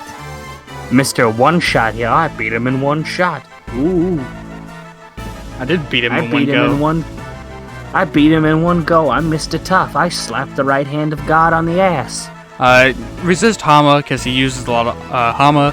He likes to, you know, use Dekaja and Dekunda. He also likes to buff himself with Taukaja and Makakajas. He can also debilitate. He also can use Megidolon. He also has a unique skill called Fire of Sanai, which does random almighty damage. Which, honestly, is the scariest thing he has. Even though I'm salty about Metatron, he's not the boss I died the most to. We'll get to him later. Anthony had his rant. Mine's brewing. After the defeat of Metatron, you go to the deepest part of Amala, where you are greeted by demons alike, as well as the old man, granting you power in the highest regard, by making you a true demon, and unlocking the true power of the OG Magatama Marogare, which unlocks Pierce. Now, for all the kiddies in the audience who don't know what Pierce is allows you to bypass any physical damage resistances except for repelling. So if it repels, tough shit, get repelled. But this also helps in your favor for different flavor of physical attacks, like the Magma Axes, which is fire, and a skill that we unlock much later, Frykugel, which is almighty damage. Also, we forgot to talk about it. There's a shady broker who sells Pierce. We forgot to talk about shady brokers, but you don't really need them. After we get this and wake up back in the hospital, we have the TDE is now locked in place and can't be taken away from us. Thank the Lord. After that, you go to the diet building, where Hikara has established some guards to watch over and act as obstacles. The first one is a demon of Ragnarok, Cert. If you have people who repel/absorb fire, he's ridiculously easy. You continue on your way until the hallways start to warp and give illusions due to paint and trickery. Made your way through, which, you know what, this area kind of sucked, I'm not gonna lie. I didn't like the whole... Actually, if I gotta lie, I like the painting. The painting idea is cool. I like paintings. I like art. But you get to the end, and then you have to fight the god of intoxication, Mata. He is immune to physical attacks, but that's alright, since your team should be diverse enough to fight him with magic. He does some fire techniques, and he also likes to use status elements to fuck up your party. But once you get past him, you should be good to go. When you defeat him, you'll continue moving forward till you're stopped yet again in a hall of statues. One of them's in a demon in disguise. It should be easy since he doesn't cast a reflection. I didn't know that, and I just kept picking random ones. I don't pay attention to things in video games. Also, my fight with Mott was easy, even though everybody's like, "Oh, Mott, he'll get locked into spamming Beast Eye," but I just used lightning. I think that's more of a bug than a feature, and even so, I think I've seen a lot of people talk about how that's more of a hard type problem. Because it turns out modding your game to make it harder makes it harder arbitrarily, not because it's good game design. The only thing to hit him with is Zeo and physical. Anything else doesn't work. He also uses Beast Eye and the almighty skill Megadolian and can counter physical attacks sometimes. When you topple him, you'll get to the conference hall. There you fight the Scale of Judgment, Mithras. He uses Hama and Mudo. But you beat him here in the script it says you beat him so fast it really doesn't matter. I actually died to him and had to come back. Really? You died to him? Yes. He's made out of paper mache and glass bones. With paper skin. I have a habit of being instantly killed by instant death skills. Anyway, after you beat him, it's time to see Hikawa in the spinny room.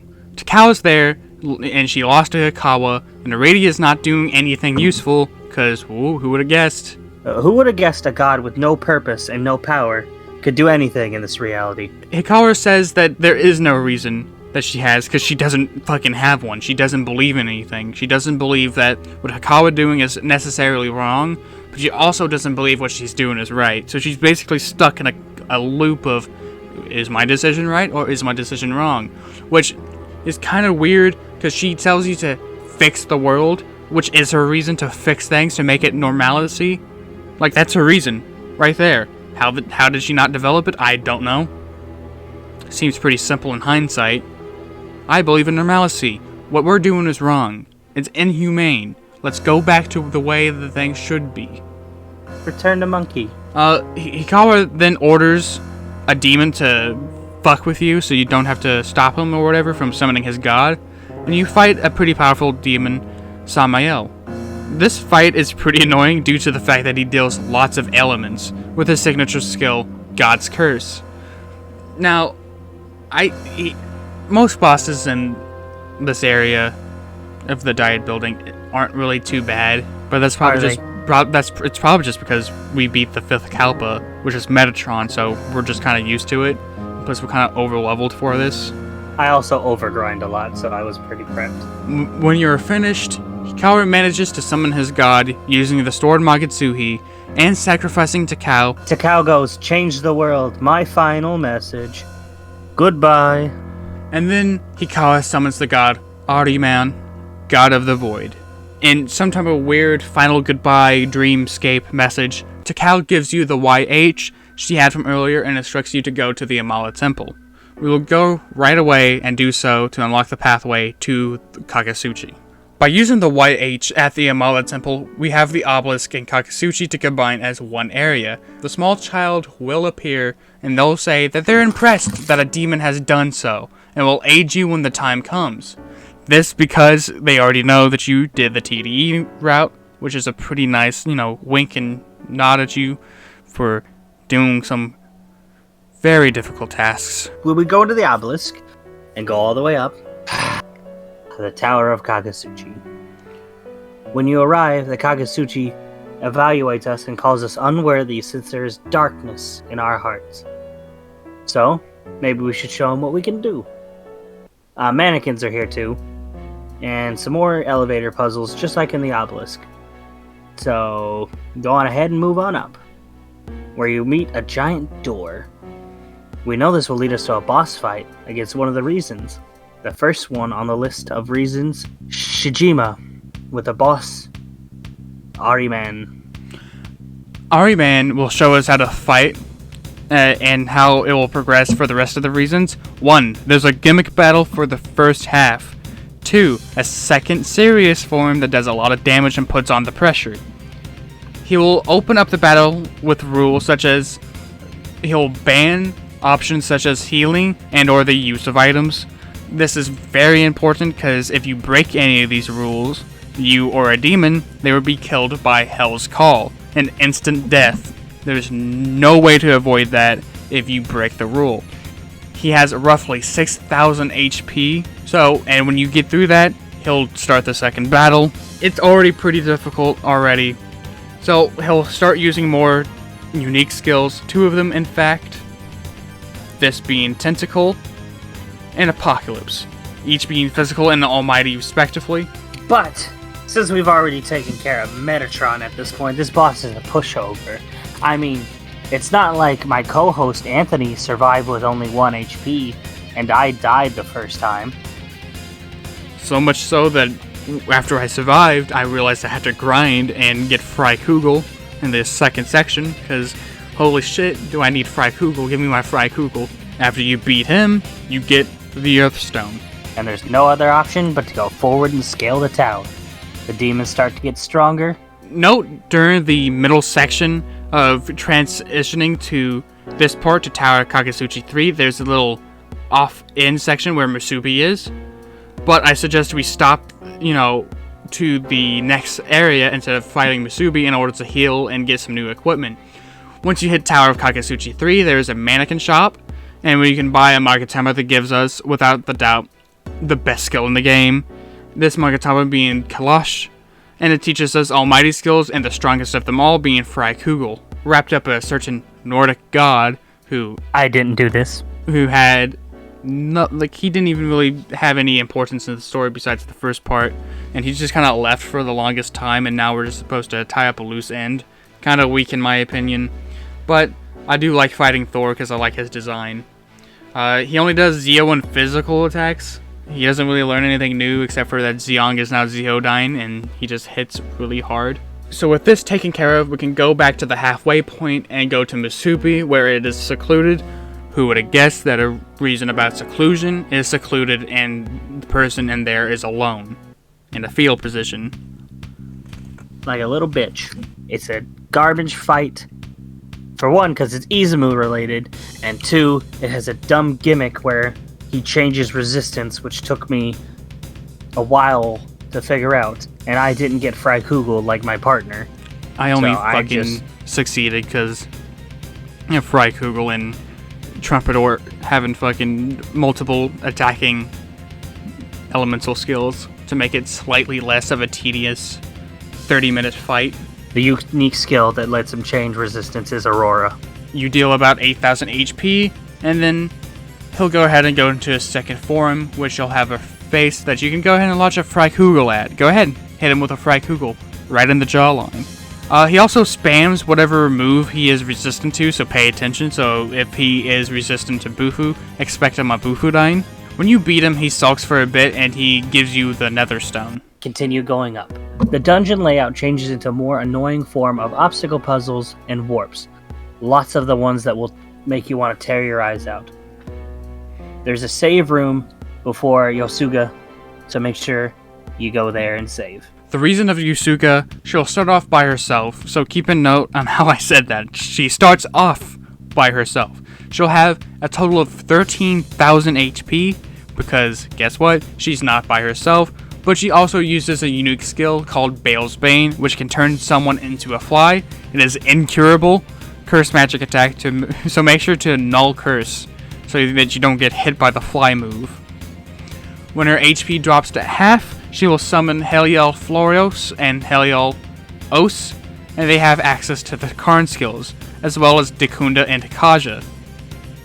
Os should be the first one killed, because he gives off press turns, and Florios isn't too bad, but kill him while dealing damage to Bale. I beat her on my first try.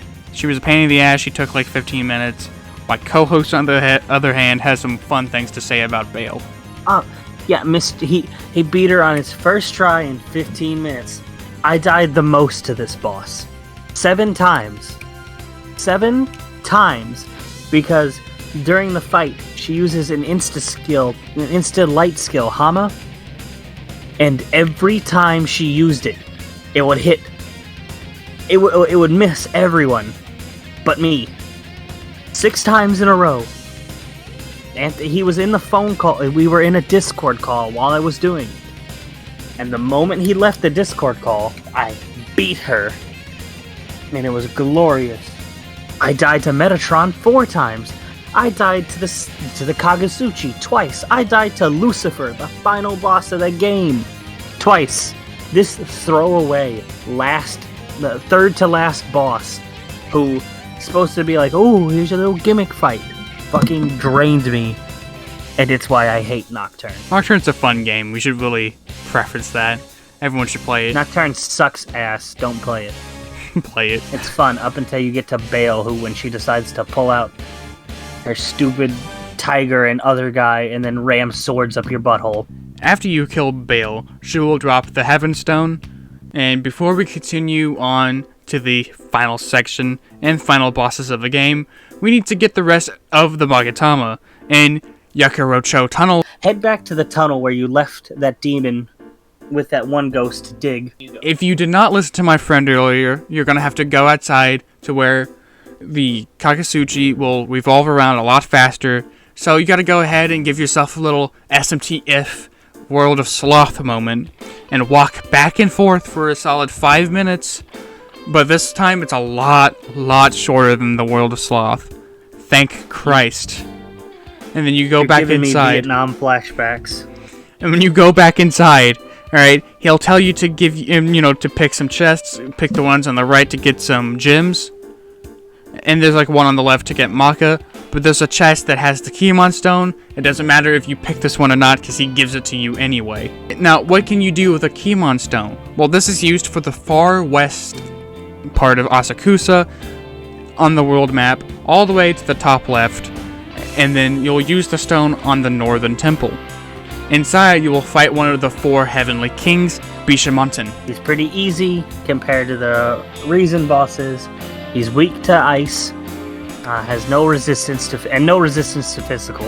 After you beat him, he wishes to meet you once again and gives you the Magatama Gundari, which learns 4 skills such as Wind Cutter, which I did not learn. Now, you might be thinking, we have all the Magatama. Yay! Incorrect. What we need to do is go talk to Mito, to the nearest cathedral we could find, which is going to be in Asakusa. He congratulates us and gives us the Lord Sword, saying that it's a special offering for a secret boss dungeon. Once you go to the top right corner of where the obelisk is, or the Tower Kakasushi, whatever you want to talk about it, there is a shrine, and this is the Shrine of Masakado. This will open up Bondo Shrine. Bondo Shrine is a pretty simple dungeon, thankfully. Just get to the pillars holding up the shrine in order to get to Masakado. You can't just waltz in and go and fight them. You have to fight the 4 heavenly kings in their entirety, each of them possessing resistances and weaknesses. Bishamonten is pretty simple. He is resistant to fire and weak to Bufu, just like he was in the Northern Temple. There's Jikokuten, who is resistant to Bufu and weak to Agi.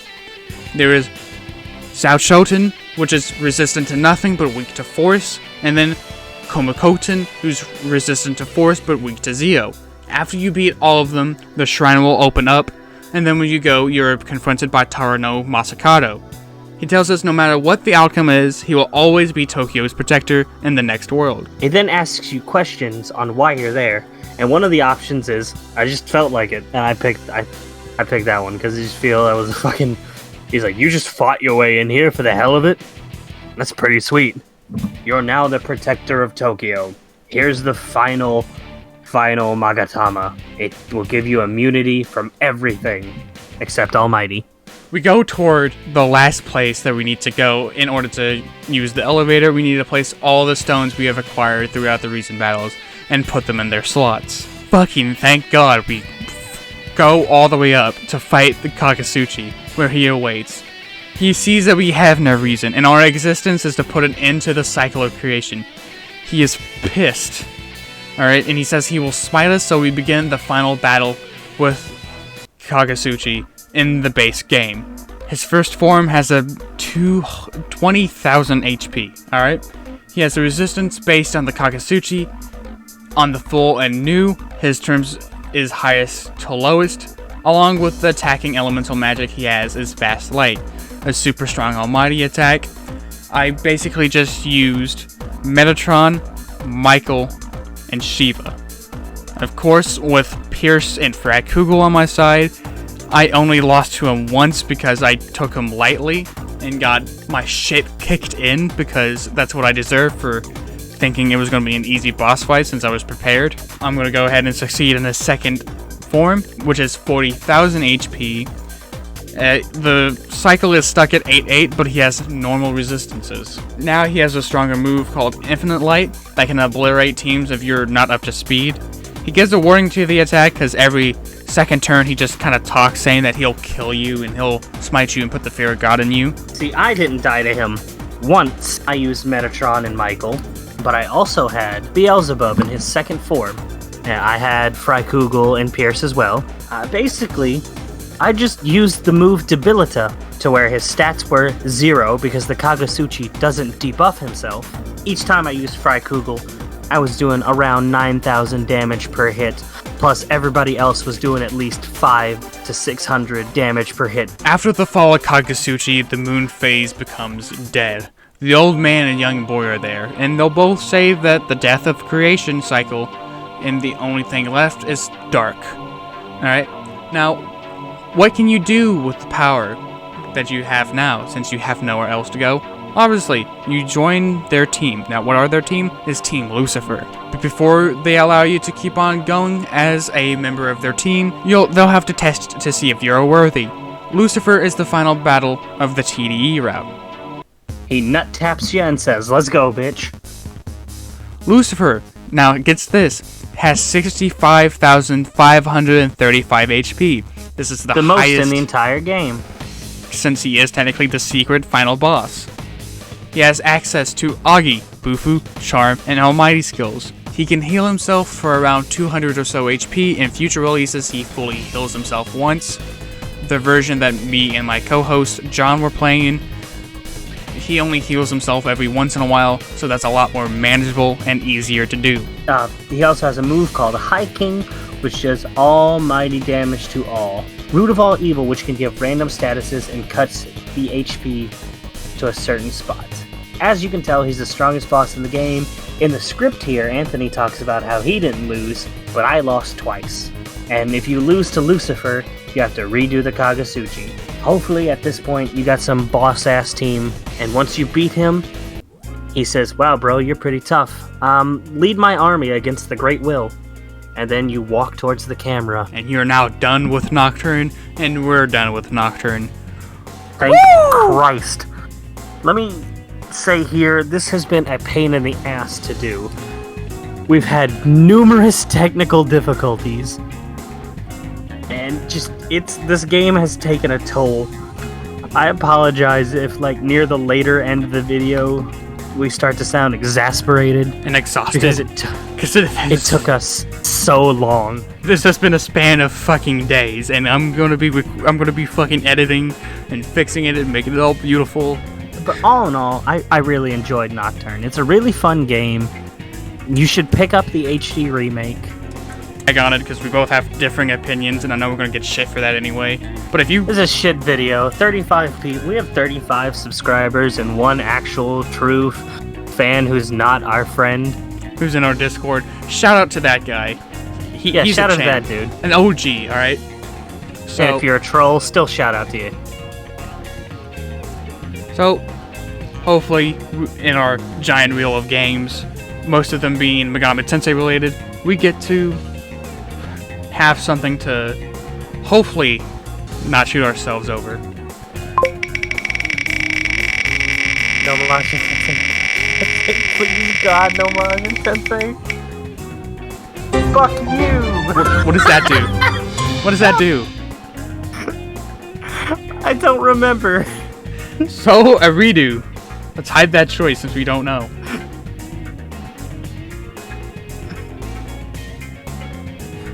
Alright, please spin it one more time.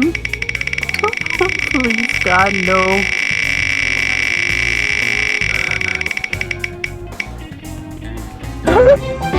Chrono Cross! Yeah. Cool, the next game's not... Huh? Can we pretend it's Chrono Trigger? Sure. Actually, I don't know... You want to just... Do you want to actually do Chrono Cross, or do you want to spin it one more time? We can cut out this spin. Let's fucking take out Chrono Cross since it's a sequel. Okay, fine. Take out Chrono Cross, and then we'll keep Chrono Trigger on there. You're just giving us more chances to fucking land on Majin Tensei. Oh, shut up.